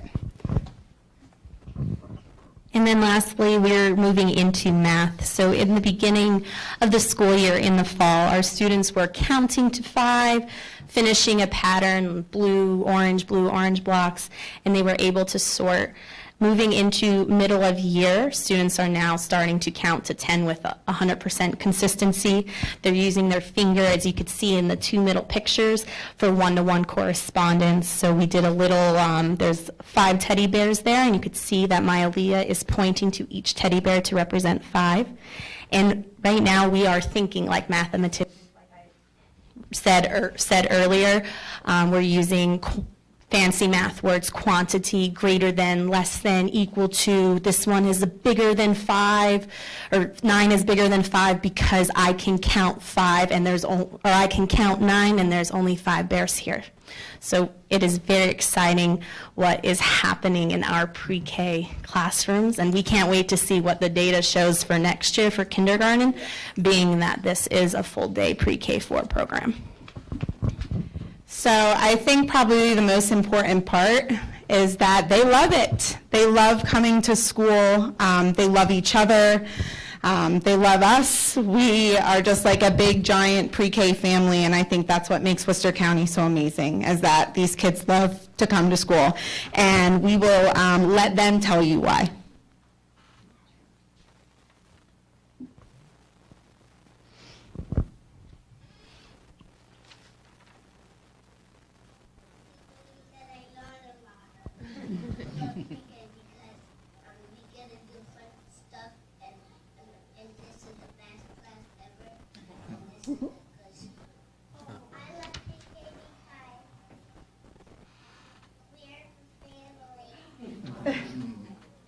Why do you love pre-K? And I love it so much. Because I learn a lot of things, and it's so much fun. I love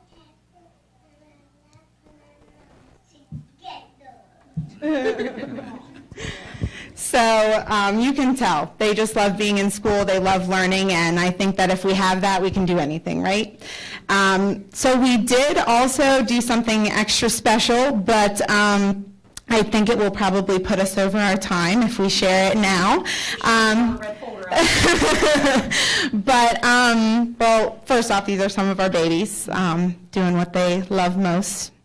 But we did a day in the life of a Buckingham pre-K'er. So actually, the little guy that you saw in one of the first slides, his name's Dante. He has come a long, long way since the beginning of the year.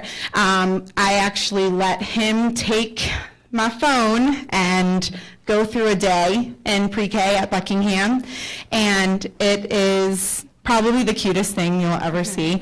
So we did add a QR code for Microsoft Stream. So we would love if you took some time out of your day to watch it, and it just, it will give you the big picture that we are hoping. How long is it? It's like 7 minutes. Yeah, we better. Just him coming into school. Or just do a couple minutes. Okay. Our audience would like to see. All right. When we see him coming into school, it does go a little Mickey Mouse because we sped the video up. Yeah. And he did most of the camera holding as well. So if you get a little dizzy, I'm sorry, but it's worth it.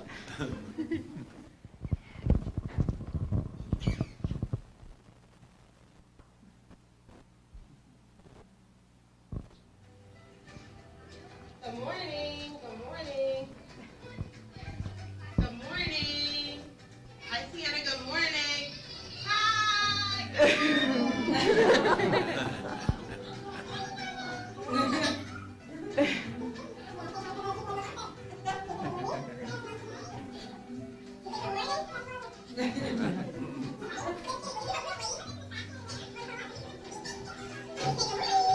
And that is his brother, who I also have in pre-K.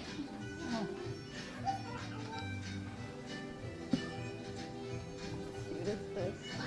A grand idea. Like I said, a little dizzy.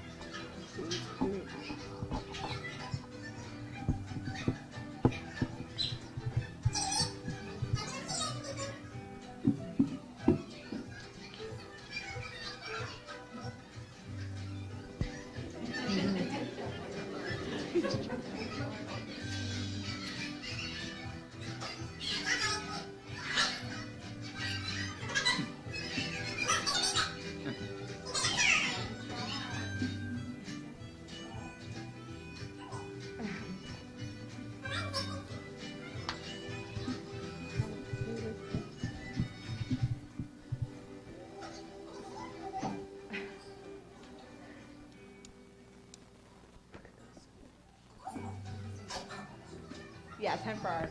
These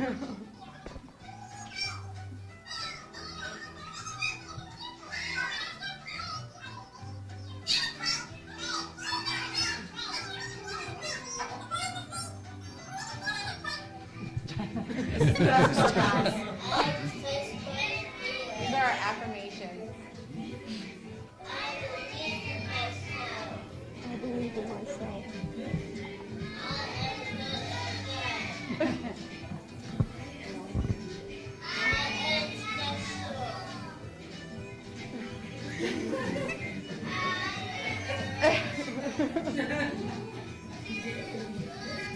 Today will be a good day.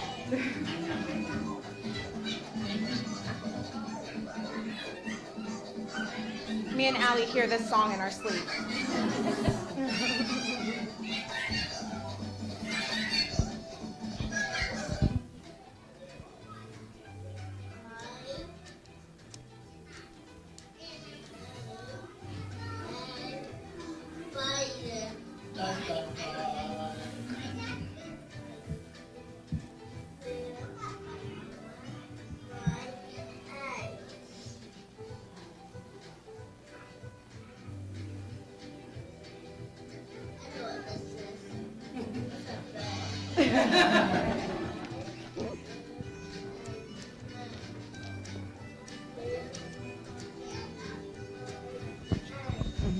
Guys, I just want to tell you, I heard so many relevant comments before, but I have to tell you that when you live this life every day, this student is successful because of the fabulous teacher he had that put the right things in place. The first night of school, she went home with that child who was crawling around on the floor. I called Wendy and Bess and said, you got to get down here. I don't know what to do.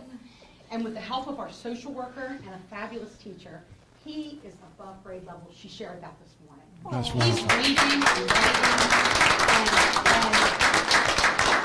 and when you think about student success, that pre-K classroom is where it's happening. And you know, I'm an early childhood educator, so I put a lot of eggs in the early childhood basket. But getting the right team there with this pre-K expansion grant, with the right curriculum materials from our coordinators, has made for a bang-up program at Buckingham Elementary School. And I just have to thank these two ladies, along with their two colleagues back at school, who have really done a phenomenal job with full inclusion of EL, full inclusion of students. They're in the classrooms 100% of the day, and it's fantastic. Great job, ladies. Ladies, before you sit down, and Dr. Welsh, before you sit down, when you were presenting today, as all good leaders do, I wrote down 3 words: energy, enthusiasm, and passion. I saw that, all 3 of those in your presentation today, and I also see it in your principal. And so that's what makes a difference in the child's life. We can know what our content is, we can teach it, but if we don't do it with enthusiasm, energy, and passion, we don't reach them or give them the full potential. So I thank you for doing that. And since we're celebrating teachers, I wanted to share that, but I also wanted to share that because that's what I observed in here today when you were doing your presentation. So thank you. Thank you. We couldn't do it without all of you. Thank you. And we'd also like to, Mr. Taylor gave us a little box, check box. We can call you a volunteer if you'd like. Oh, yes. Anyone who'd like to stop by and see the amazing celebrations in our pre-K program, we'd love to have you. Just call me, shoot me a text. We can accommodate anything. And these ladies they love having guests in their classroom. Mr. Buchanan. I'd like to praise this program. I have firsthand experience with this. My granddaughter was in the pre-K program at Pugmuck Elementary School last year, and she loved it. I have to admit that Nana and Pop-Pop weren't as happy because she wasn't with us because we did daycare with her, but the results that I saw every day when she came home and we talked to her about what she did and who her friends are and what she liked, it was just phenomenal. Phenomenal. So thank you very much for all that you do. And you know, under these leadership, we're going to have full day pre-K3 next year also. With 20 kids using Frog Street curriculum with 2 teachers and an EA. I just can't imagine what these students, the more we pack in these early grades, what we're going to be able to see. And it's all developmentally appropriate, guys. I'm an old school kindergarten teacher, and what we're doing is the best thing for kids. They're Yeah, not- shout out to the other kindergarten teacher back there. It's amazing. It's amazing stuff going on in our school. So thank you for having us Thank you. today. Thank you. We're going to get back to school. We have a lot of things going Thanks, on. Chris. And so we're going to head back. But thank you again for your attention, and we are so grateful to be here today. Thank you, Chris.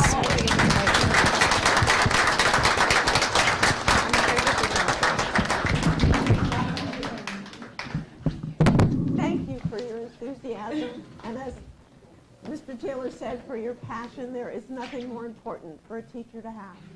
We have the best job in the world. We do. Best students, best county. Been there, done that. You forgot the best principal for goodness sake. I'm going to hear about that one for a while. Thank you. Thank you. Oh, my goodness, that was uplifting. Thank you so much. College and career readiness, Dr. Wallace?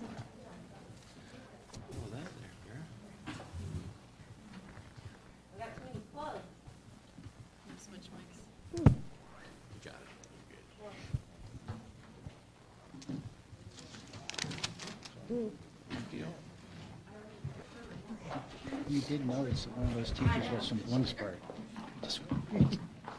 In case you didn't notice, one of those teachers was a Bloomsburg graduate, in case you didn't notice. Just wanted to point that out, Bloomsburg. And I'm sure that reflects favorably on the entire program. Absolutely. Ever since I left. How many years? A long time. Oh. All right. There we go.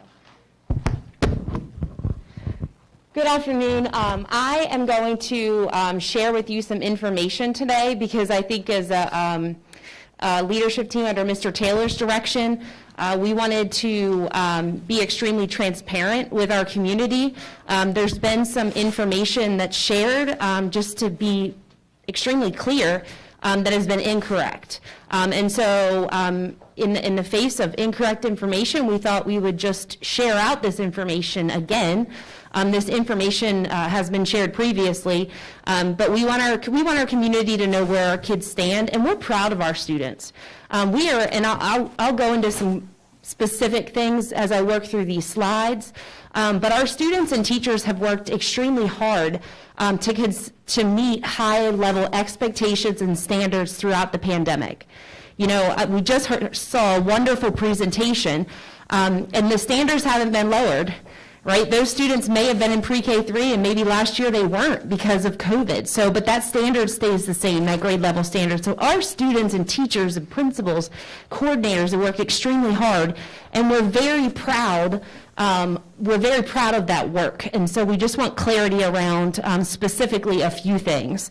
There's been a lot said about college and career readiness out in our community. Specifically, a few individuals have shared some information regarding some data from Warwick Community College. So we'll dig into that a little bit because I'm a math major, and my favorite course to teach is statistics. So I always started the first day of class, and I gave every student a book, and it was called How to Lie Using Statistics, right? So we're going to sort of dig into that a little bit today. We're going to talk about graduation rates. We're going to talk about some advanced placement scores.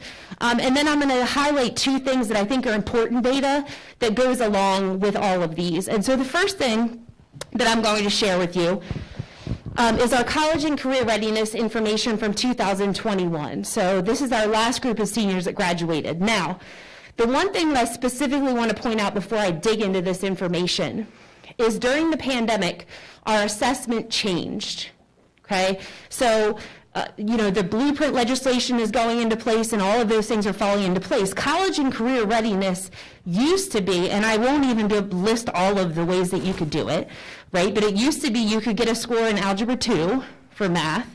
You could get a score in English 10 on the state assessment.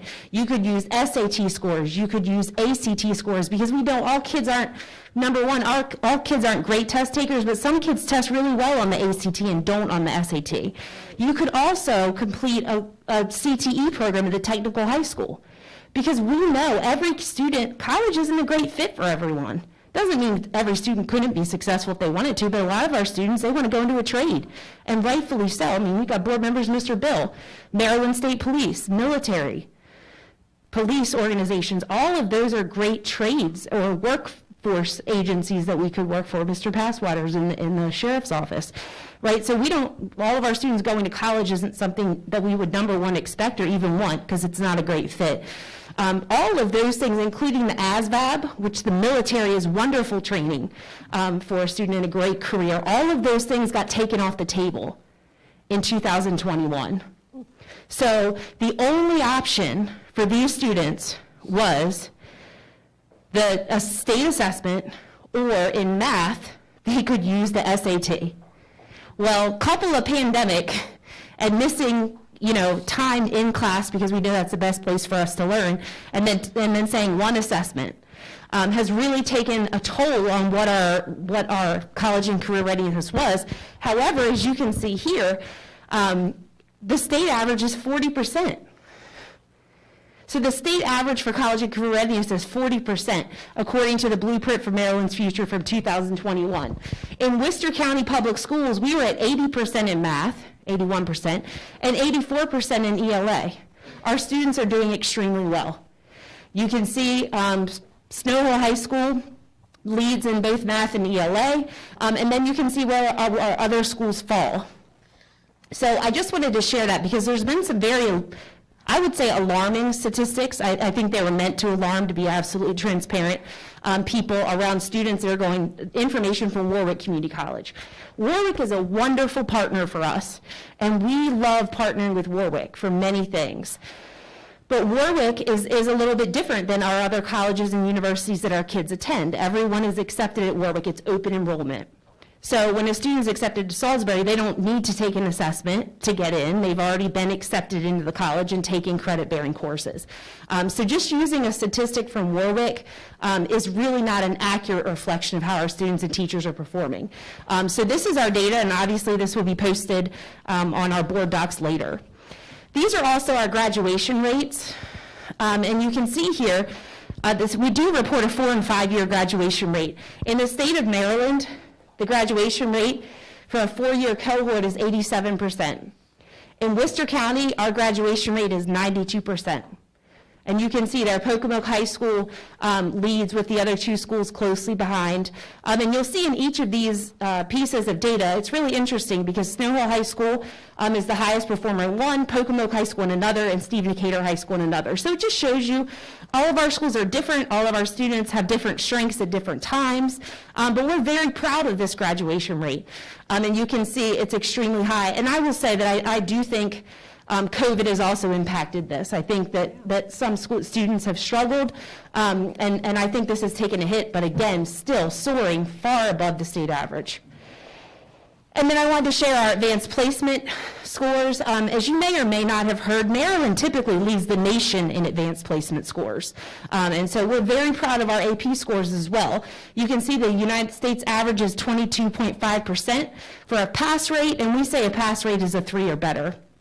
That's what it's defined as typically when we collect data.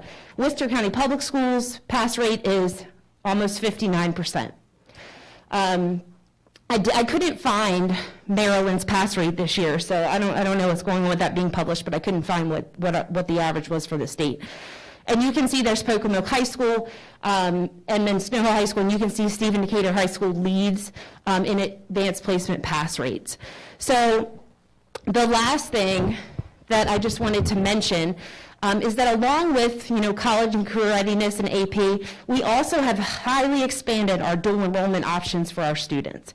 So we partner with UMES, we partner with Salisbury University, and we also partner with Warwick. So lots of ways for students to earn credit-bearing courses while in high school.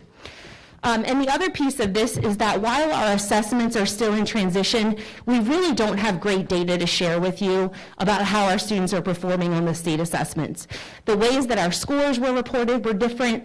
When you look at how many students, and I'm making this specific number up, but when you look across the state and Worcester County tests 2,000 students and a county like Howard County tests 7,000, that's not, I mean, we're testing most of our students in those grade levels, and Howard County's, may be testing, and I just made that one up, but we really can't depend on those statistics right now, and we won't get this year's scores back until the following this coming January.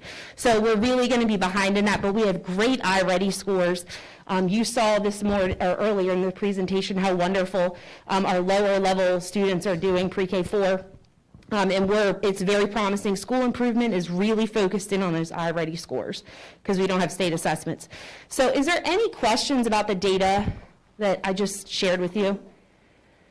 Are we going back to allowing other tests and exams to count? For college and career readiness, yeah, it's not a choice of Worcester County Public Schools, that's a choice of the state. I understand. Yes, and we are serving on work groups right now, and it has been brought to the attention of the state superintendent. I mean, specifically for me, the big thing is all of those students who are doing CTE programs. When they leave us and they've done an apprenticeship or they've done work and they're going out and getting a job that honestly is paying more than let's say welding, they're getting paid more than I got paid as a first-year teacher, probably times 3. So, I mean, great careers for our kids. So we are definitely pushing, and I think that state superintendent is listening. We haven't gotten changes. I'll tell you, at first they weren't even counting the SAT. And they're still not counting the SAT and ELA. They're saying they're not sure there's a connection there. So we are fighting for that to be expanded because, and also ASVAB to me it's a shame. Because for our kids going into the military, they take that ASVAB test, that should count. They're entering a career with specialized training. So yes, we are in active conversation around that. Thank you. Yep. Any other questions? All right. Thank you. And I'll move right into Ms. Shorts and myself and Ms. Mills, and I'll let Ms. Shorts introduce our outstanding coordinator. While the transition is happening, I just wanted to say that over at least the last 30 years, there's been a discussion of what the definition of college and career ready should not be. So this is an ongoing conversation that's happening across Maryland. And from my prior life, not much has changed. It continues to be a debate. Pre-K to 12 is arguing that it should be one standard. These sets of standards should be used.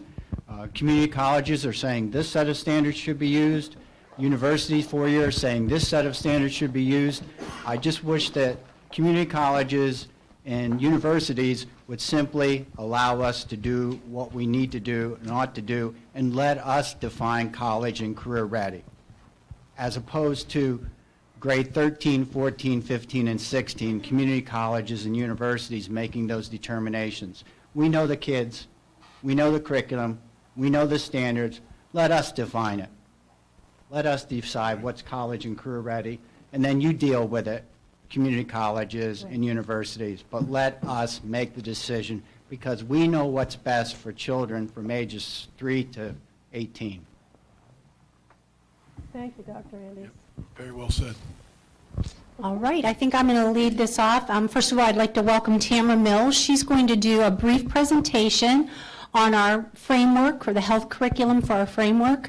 And we know that there's been some discussion around the framework and the implications, especially in the younger grades. So we just wanted to give a little more information to the board around the framework and what we are doing with the Maryland framework. And before she continues, I do want to make just one announcement that I hope I'm allowed to announce. That Tamara, under her leadership, our school system has once again, by NAM, been named the best community for the arts education, music education. And so just huge kudos to her because while we are discussing a lot of math and ELA and now health, we know that the arts are just as important. And we are here for every kid and every kid's talent and niche. And thank you for developing that out and congratulations. And I believe that, please correct me if I'm wrong, but I think that's 4 years in a row. That's our 4th consecutive year. Thank you. Congratulations. Thank you, thank you. And while we talk about that, it really is part of the whole child. And when we talk about core subjects, fine and performing arts and health are considered by national standards core. So just to clarify. So I'm going to go ahead and start this off. There has, as Dr. Wallace and Ms. Schwartz mentioned, there's been a lot of chatter in the community around the health education framework. So we want to take some time to educate, to clear some perhaps misinformation, and also talk to you about where Worcester County is in this journey. So I'm going to start with a little bit of background. The comprehensive health education framework has been spoken about today. It was at the June 2019 board meeting that there was a request to publish updates and revise that framework.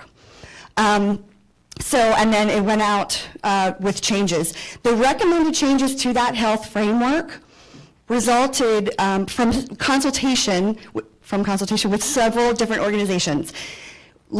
Sorry. Weighing in was the Department of Health, the Maryland Department of Health, data from the Maryland Youth Risk Behavior Survey, and there was stakeholder input. Every county did have a representative on the committee, as well as stakeholder input.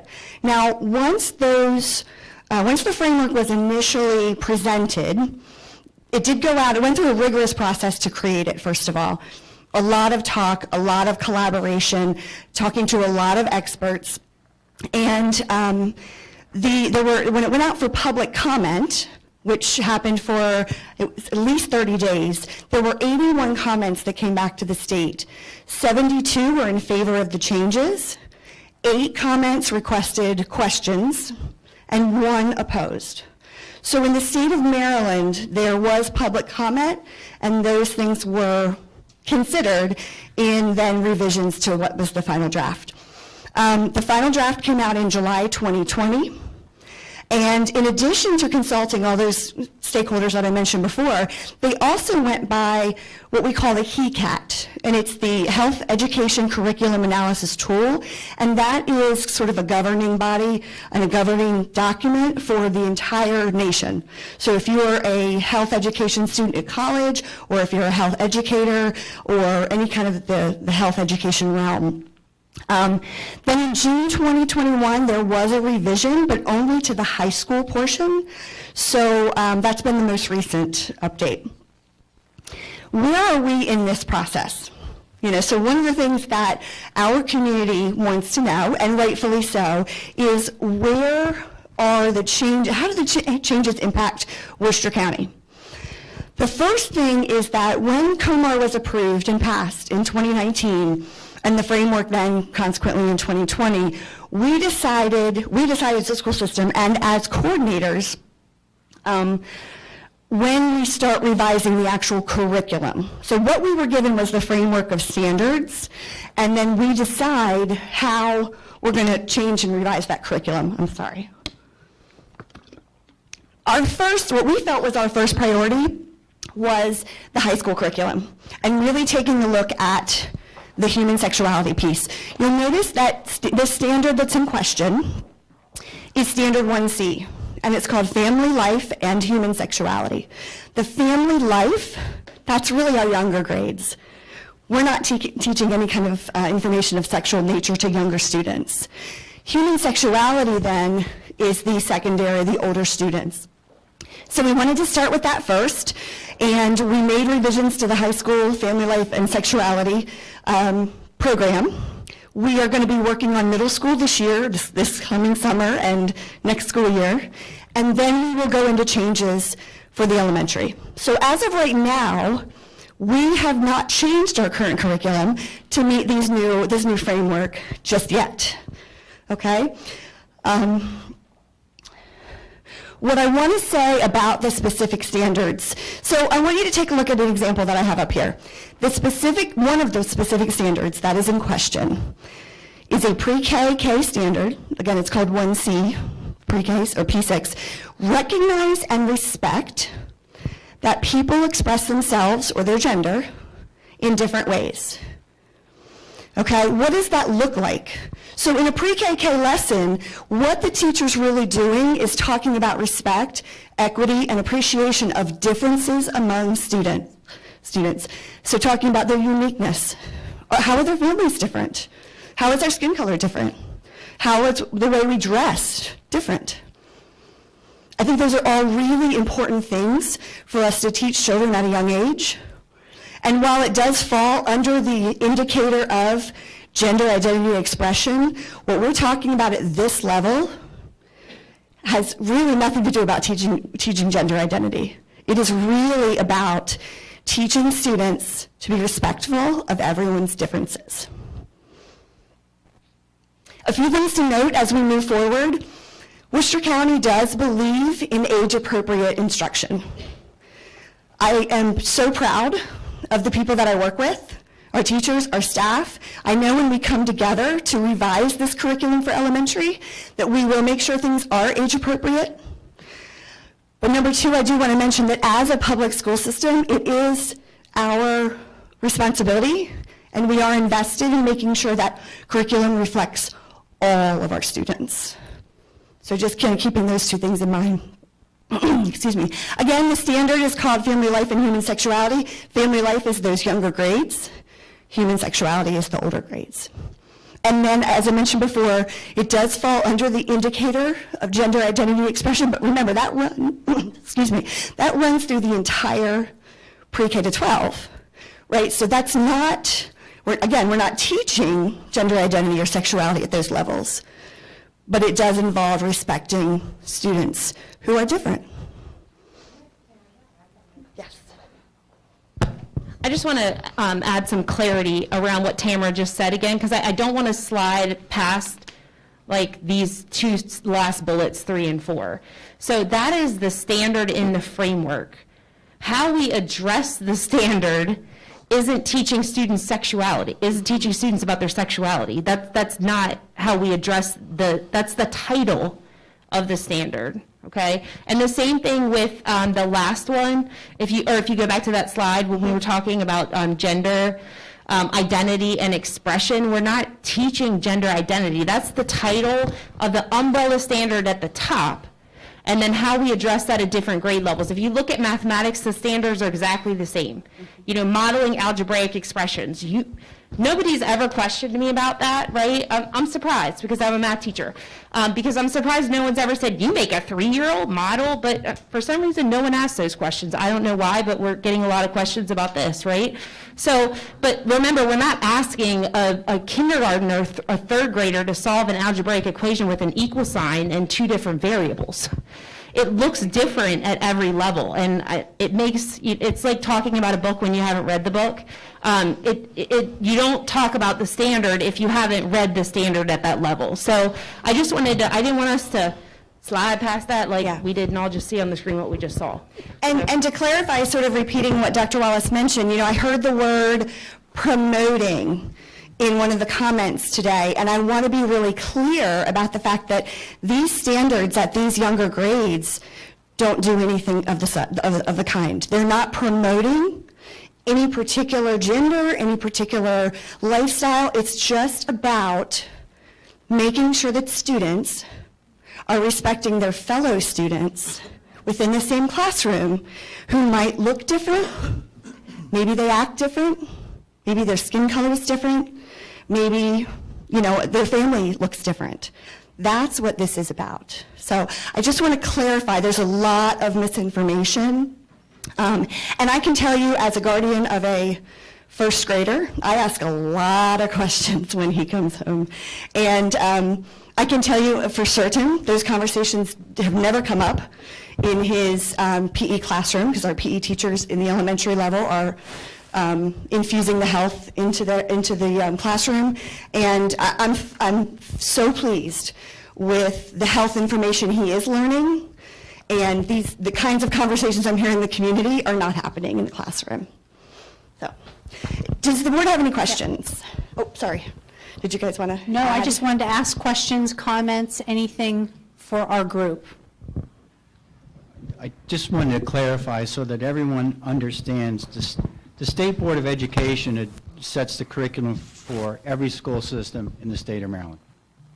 They do that through a process called Code of Maryland Regulations, or we commonly call it, as educator jargon, COMAR.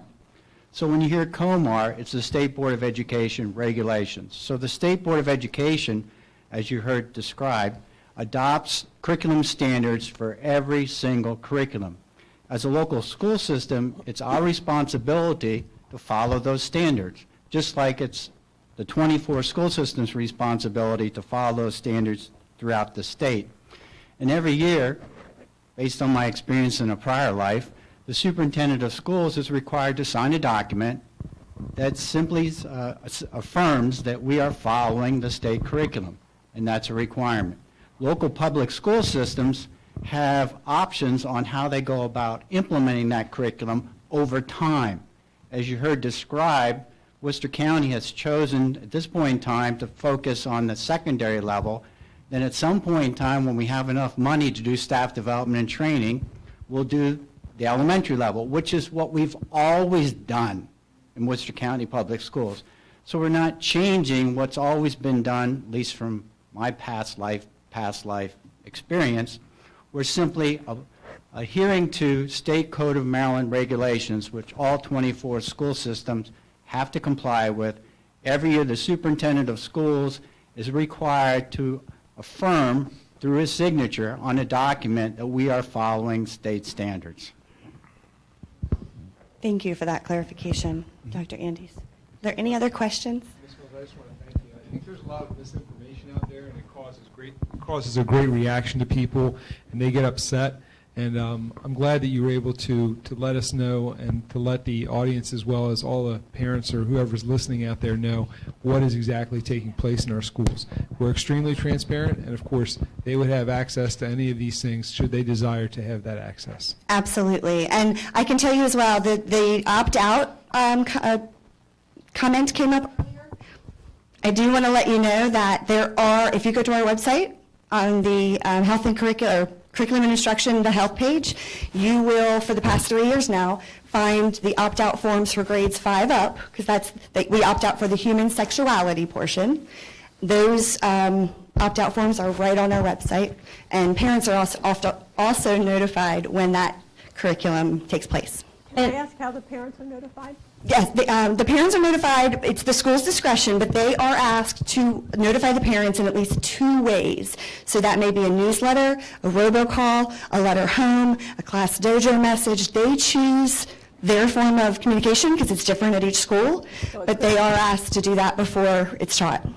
And I think to continue on a statement that was made earlier and to piggyback on what Dr. Andes just said and Ms. Mills just said in speaking to a campaign platform that addresses an opt-in, that would not be something that meets the regulations of the state. So this level wouldn't be the level that would be making decisions about changing an opt-out into an opt-in. Just so there's clarity in our community around that.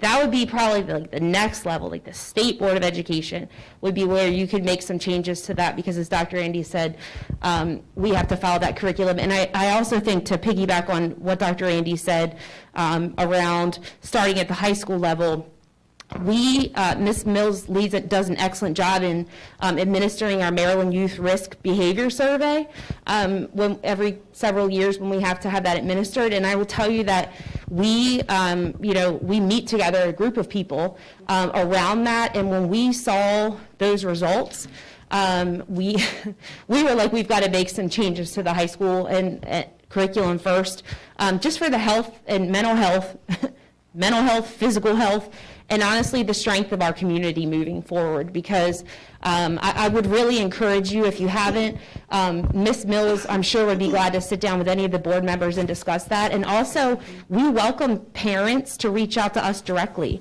So, certainly I know parents reach out to many of you, but please encourage parents that are concerned to reach out to us, because sometimes the loudest voices are the only voices that get heard. And unfortunately, if they've been misinformed, people just kind of go out and they hear something and we're good people and we just generally believe it. So if those things are floating around, please contact us, because as of now, we talked this morning, we haven't had any contacts about this from concerned parents, nor concerned community members. So we would welcome that in order to clear up any kind of confusion about these things. And to add to that, I would respectfully request community members do their research with us, and honestly, one of the health standards in the framework is teaching students to access valid health information from reputable sources. Sorry, I'm dealing with allergies, so I'm super dry. I apologize. Yeah. Are there any further questions? I'd like to thank you and your team, Thank you. along with Dr. Wallace, Ms. Short, and Dr. Andes. You all did a very, very good job. Thank you. Thank you. I still have, sorry. Nope. I still have a few questions, if that's okay. Sure. I do appreciate all the work you guys have done. Trust me, I get that. My main concern, and those are the concerns of my constituents that I have heard from, and I know a few of us have heard from constituents, is the fact that we just want to keep our children just give them a childhood here. I don't want to have to insert pre-K to 3. I don't want to have to insert situations where they have to learn about sexuality and gender identity, even if we don't use those words. Do you know what I'm talking about? I just want them to have a childhood. And I really feel like sometimes I'm hoping and praying that if in fact we do stick to teaching our children to respect everyone, that's my whole goal. I mean, that we should be doing that anyway, but that to me would be the main message. Well, I appreciate your questions, and I think parents and guardians do have questions. So, please, we're not afraid to answer them. I think that you're absolutely right in the sense that ultimately our goal is for every child to respect and appreciate the uniqueness of everyone in their lives. That really is the ultimate goal. In doing that, when you mentioned kind of keeping your children, not having that part of allowing a childhood. Yes, allowing a childhood. I think it's extremely important, and I respect that as a parent and a grandparent. But I also would like us to keep in mind that one child's childhood is a completely different experience from another's. So while we have so many amazing parents and families that teach these things in the home and direct and guide their children in the way that we were and we would all love them to, it's important for us as a public school system to make sure too that we can address the needs of some of the students who may come from different backgrounds, if that makes sense. But I absolutely hear you. I do hear the concerns and the questions that will happen. But we want to work with our community and work together for that ultimate goal that you mentioned, respecting everyone. Respecting everyone. And if we end up having an opt-out from grade 5 up, that gives the parents grade 5 up the option. That's important to me. Parents. It's already been. We've had it. Done deal. Absolutely, we've had it that for years.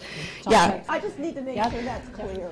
So for years now, we have had opt-out for grades 5 and up in the human sexuality units. Thank you.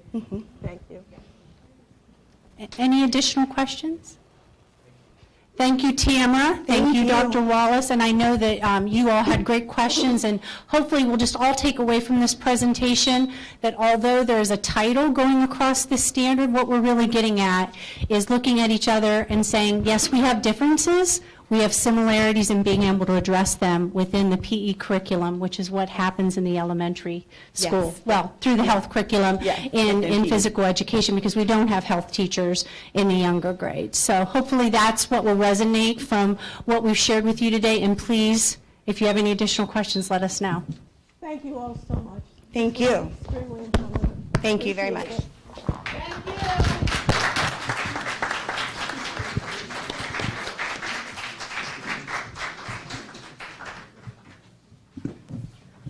Next, we're going to move on to administrative operations. Dr. Rapp. Thank you. Thank you, Ms. McComas. I have for you your April personnel exhibit. As we know, in April, May, and June, we have a fairly lengthy personnel exhibit as we're gearing up for the next school year, and we are currently in our hiring season now. So for your consideration, resignations this month: Haley Blair, teacher, Snow Hill Elementary School; Brandy Castaneda, teacher, Pocomoke High School; Megan Corcoran, teacher, Stephen Decatur High School; Tara Coupland, teacher, Snow Hill High School; Matthew Halig, teacher, Snow Hill High School; Amanda Harrington, educational assistant, Ocean City Elementary School; Dana Cajun, teacher, Snow Hill Middle School; Lauren Powell, teacher, Cedar Chapel Special School; Emily Walsh, teacher, Pocomoke High School; and Stephen Williams, teacher, Pocomoke High School. Leave of absence requests for now till the end of the year: Brenna Como, teacher, Stephen Decatur Middle School; Lindsay Putman, teacher, Stephen Decatur High School. Promotions, Yakita Brittingham, secretary, grade 6, 12 months, Stephen Decatur High School. Daniel Braun, teacher, Berlin Intermediate School. Wendy Phillips, supervisor of special education, central office. Kathleen Wente, secretary, grade 5, 10 month, Stephen Decatur Middle School. Michael Wright, head custodian, Hokomoka Middle School. New hires, Timothy Bratton, teacher, Hokomoka High School. Jordan Copes, custodian 2, Buckingham Elementary School.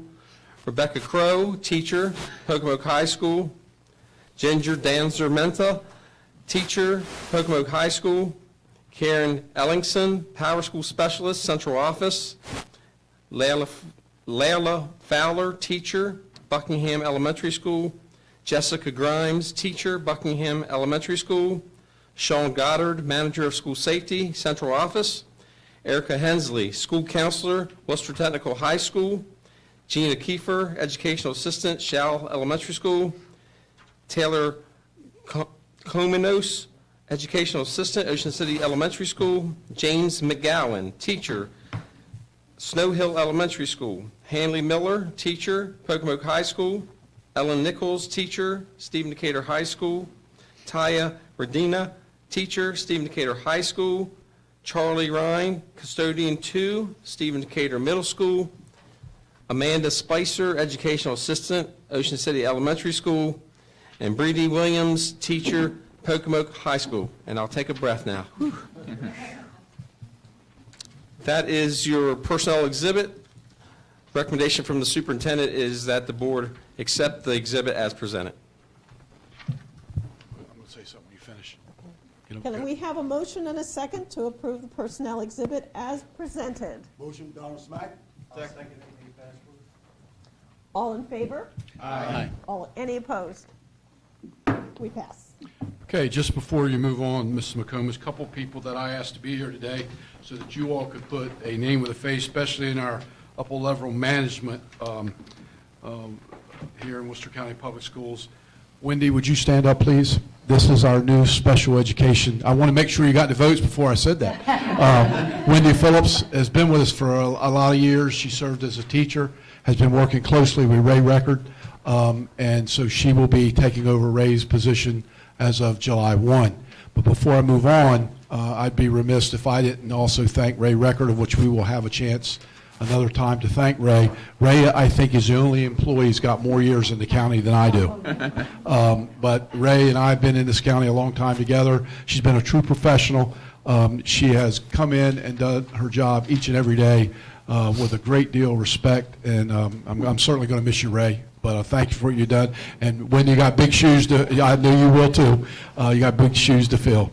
The second person I want, Sean, can you stand up? I see you sitting in the back there.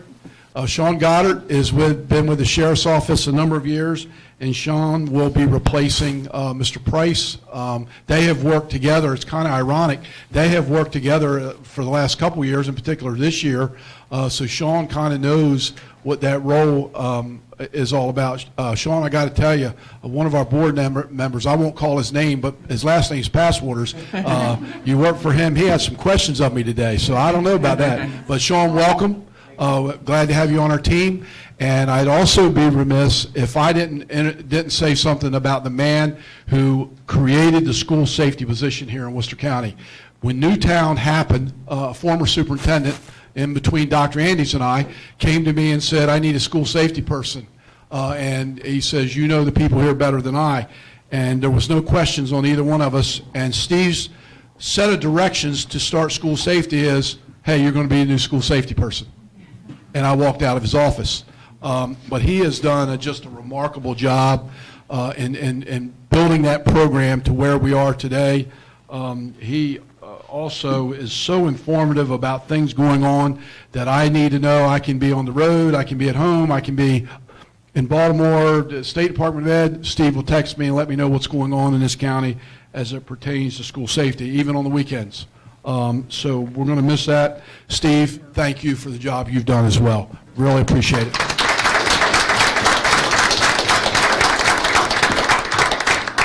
So So with that, we can move on out of personnel. Mr. Coates. Okay, Dr. App. Okay, thank you. I have the next 3 items, and then once the board votes on those separately, we have some signatures to get through. So the first item is ratification of negotiated agreements. We are here today to officially ratify our labor agreements with our Teachers Association and our Support Association. And Mr. Taylor has said this over and over and over again at many, many venues and board meetings, how lucky we are to have a relationship with our association the way we do.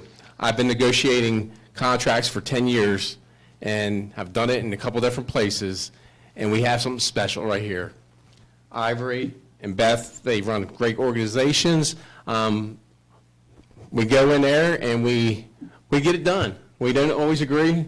A lot of times we don't agree, but we always come out agreeing to disagree, or we always come up with a good solution to what's on the table. And I thank both of you very, very much for the collaborative arena that you give to us as a school system. So thank you, thank you, thank you. Yes.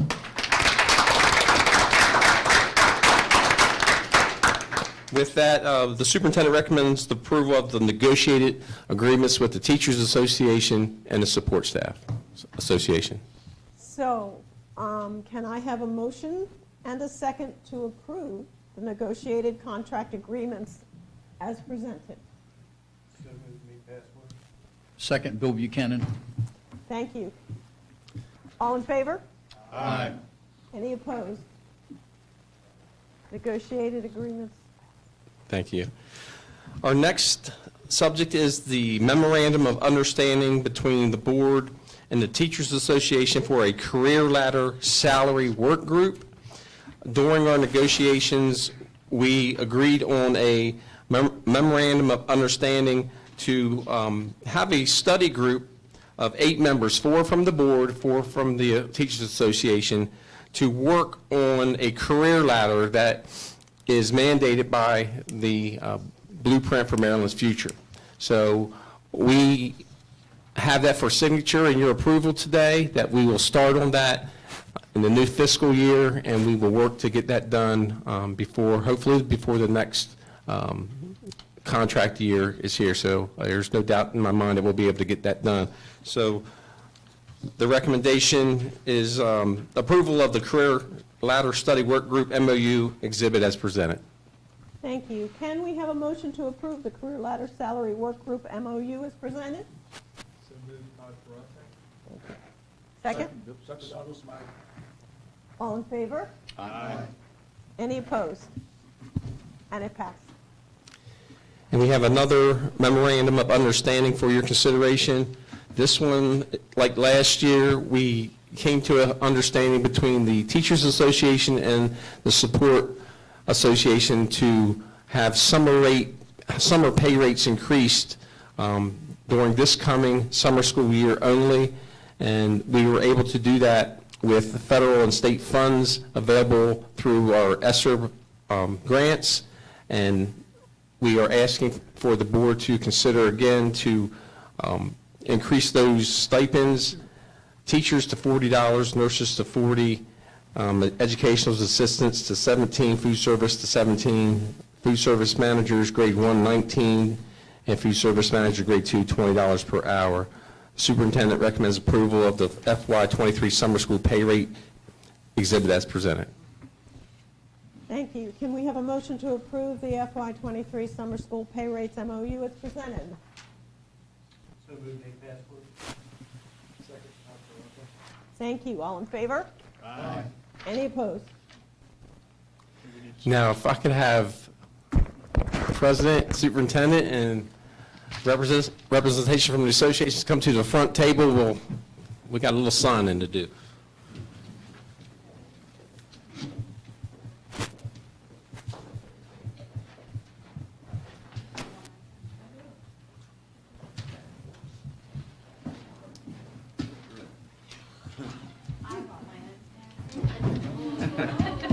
It's got to be blue. It's got to be blue. I got it. It's black. Come on. on, read across America, pick up, everyone. Pen for each. Lay them out for you. This one?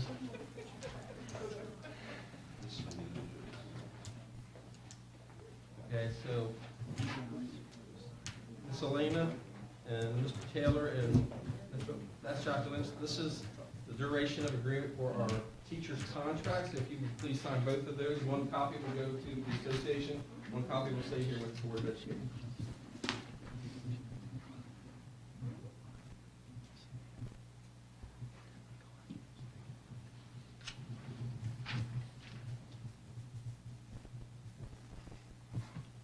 This one is the memorandum of understanding for the career ladder.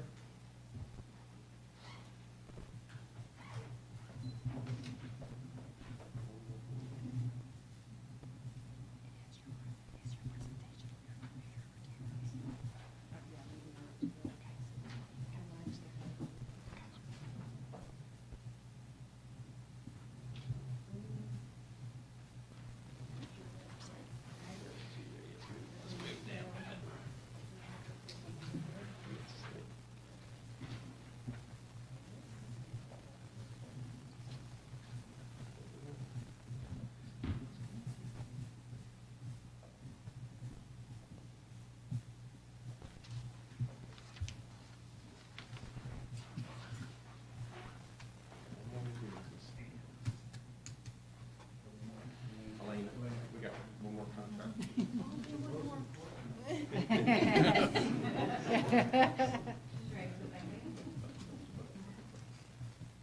Ms. McComas. Ms. McComas. Did you and Beth call each other and get together on your outfits for a signing today? I mean, you do. Very good. You're signing out. You guys coordinate. Yeah.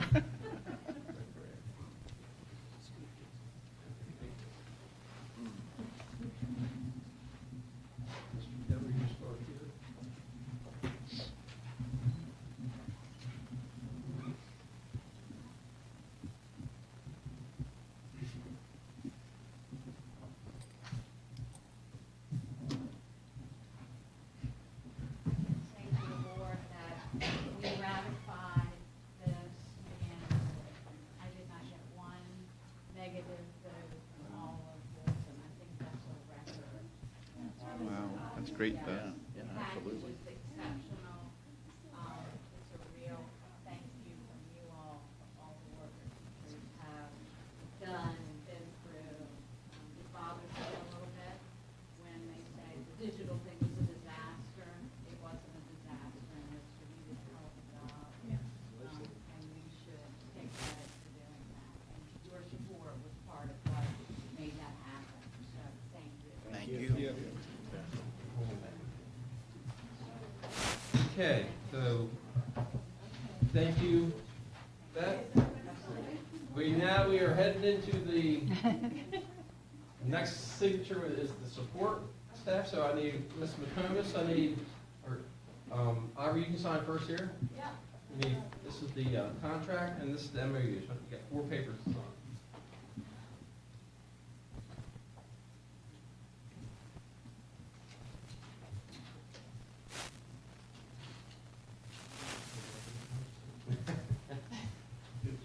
The labor meeting, but fine.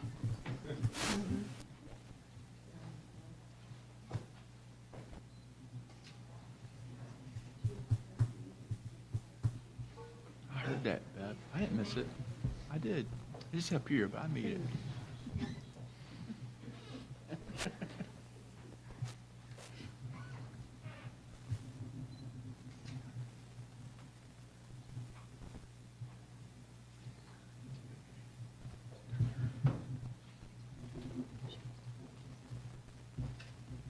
Ivory and Beth, thank you for, this was a long meeting, so thank you for hanging in there. Oh, absolutely. Thank you. You see, you're getting paid.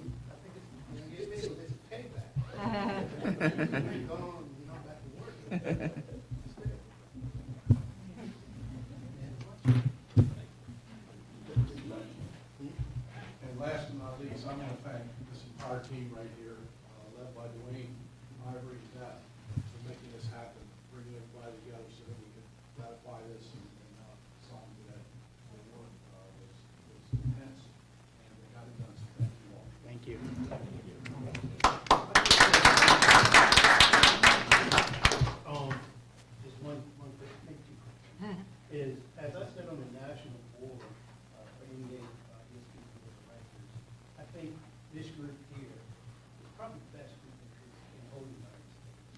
because I hear a lot of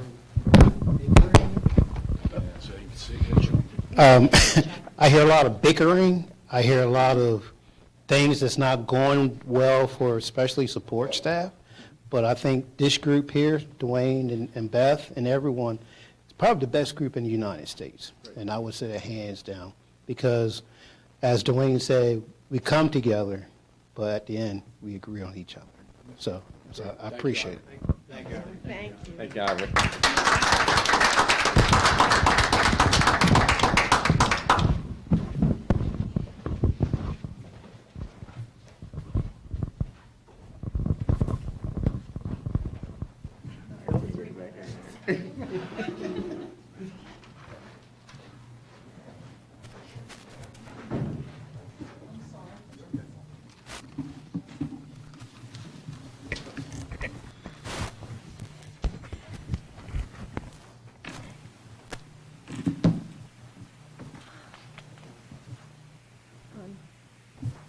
Okay, and we are. Thank you all. That was good.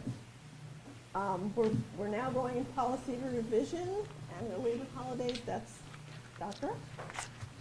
Yes, thank you. The policy revision, policy 3C01, annual leave and holidays, 12-month, in essence, secretarial personnel. This policy is before you due to the 2021 enactment of the Juneteenth federal holiday, which was signed into law by President Biden on June 17th of last year. So Juneteenth is now a federal holiday, and an additional holiday closure has been added to the policy 3C01 to reflect the observation of Juneteenth. The superintendent recommends your approval for the revised policy 3C01 as presented. We're adding Juneteenth to that holiday list. Okay. And I lost my place. 7:45. I'm sorry. Here it is. Okay. There it is. Can I have a motion to approve? I am so sorry. Revised policy 3C01, annual leave and holidays as presented. Motion Dawson. Second, Bill Gordy. Thank you. All in favor? Aye. Any opposed? Thank you. Pass. And I have 7.6 as well, school system calendar modifications. In light of the anticipated revision to policy 3C01, which calls for the additional observation of Juneteenth as a holiday closure, the previously approved 2021-2022 and 2022-2023 calendars require modifications. This modification does not impact the 180-day school year for students or the contractual duty days for 10-month faculty and staff. The superintendent recommends the approval of the revised 2021-2022 and 2022-2023 school system calendars as presented. Can we have a motion to approve the revised 2021-2022 and 2022-2023 school system calendars as presented? So moved, Dr. Rosa. Second, Bill Buchanan. Thank you. All in favor? Aye. Any opposed? Pass. Good afternoon again. You will see before you a policy revision to policy 2B09, which is promotion.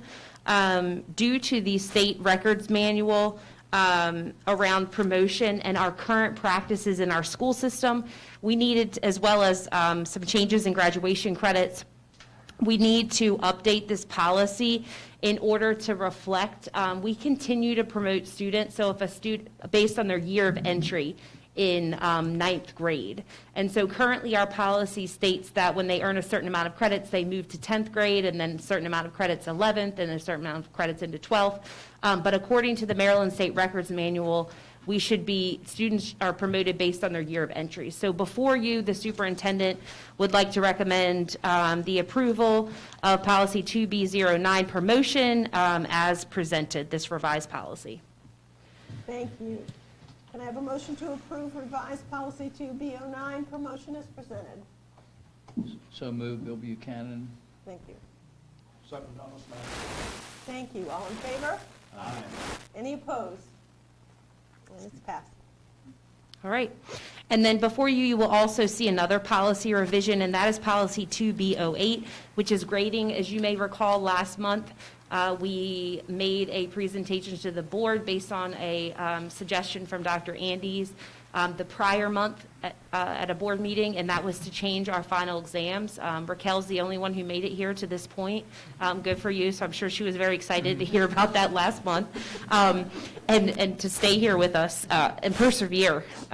That's one of the things that we'd like for our students to do as well. But you will see there that we needed to make an additional change in this policy as well. So the 20% was stated here. So we just need to make a change in this additional policy so that it reflects the 10%. So the superintendent would recommend the approval of the revised policy grading as presented. Thank you. Can I have a motion to approve revised policy 2B08 grading as presented? John Andes, so moved. So Gloria, second. Thank you. All in favor? Aye. Any opposed? And it's passed. Thank you, Dr. Wallace. Okay, we move on to Buckingham Elementary School feasibility study. Mr. Tolbert. Yes, good afternoon. As the board is aware, replacement Buckingham Elementary School is our next major school construction project. Construction is supposed to start in FY26. The first step in that process is do a feasibility study. We issued an RFP for those services back in January, and today we have Mr. Joe Price, our facilities planner, here to present you with the next step and ask for your approval to move forward with the next step in the process. Mr. Price? Thank you, Mr. Tolbert. You're welcome. I'm glad to see you using your MacBook. Thank you, Dr. Wallace. We're all excited. I'm sorry. We finally converted you. Right, so I'm kind of impressed, but I'm staying quiet. Next thing I know, you'll have AirPods in and you'll be. Not get carried away. In January, we released a request for proposal for architectural engineering services for the Buckingham Elementary School feasibility study. On March 11th, we received submissions from 8 architectural firms. Those submissions were reviewed and graded by the Buckingham Screening Committee, Mr. Tolbert, Mr. Sam Slakem, and myself. The Screening Committee recommended to the superintendent that 3 firms be approved to move to the next phase, which is interviews. And the superintendent is recommending that Becker Morgan Group, Crabtree Rohrbaugh Associates, and GWWO be approved for interviews by the selection committee.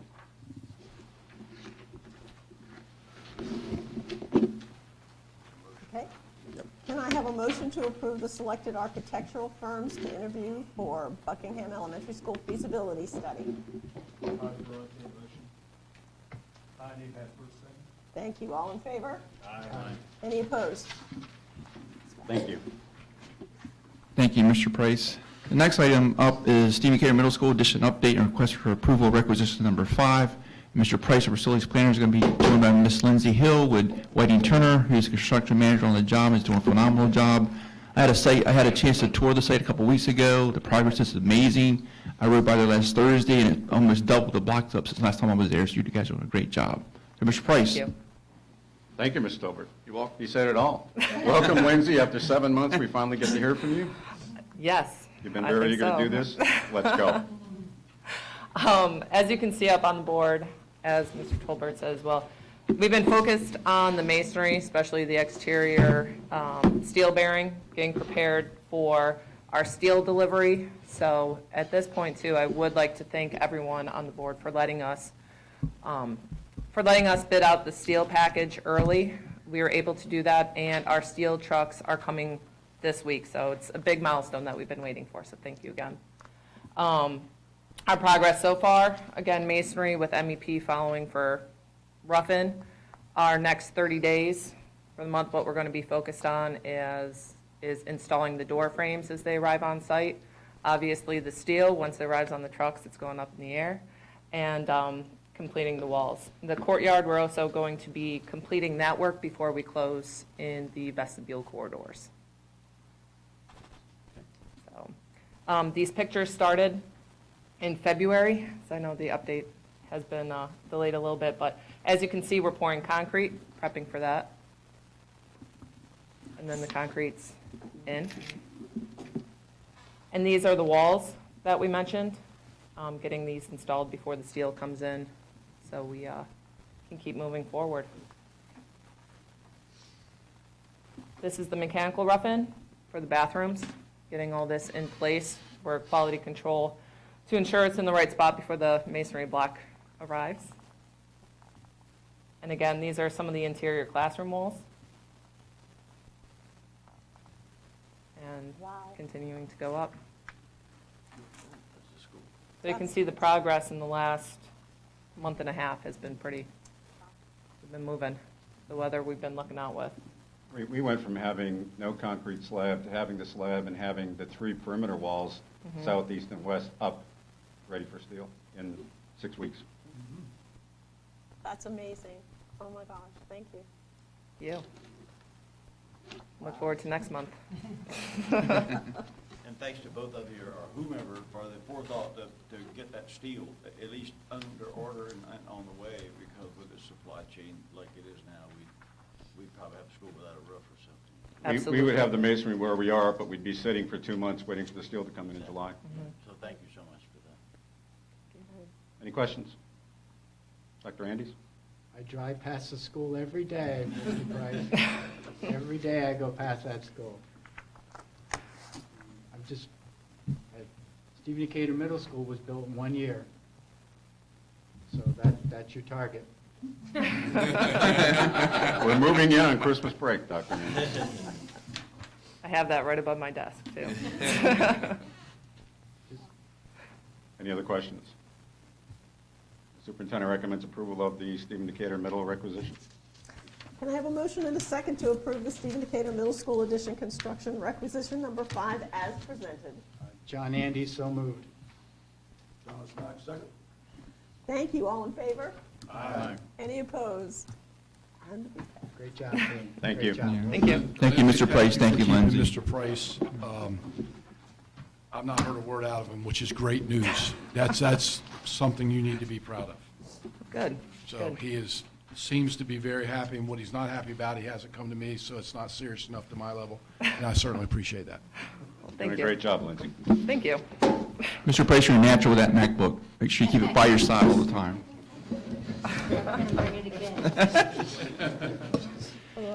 Next up, Ms. McComas, we have Mr. Sam Slacum, our Maintenance Operations Manager, to seek board approval of the Stephen Decatur High School stadium fence replacement. Mr. Slacum.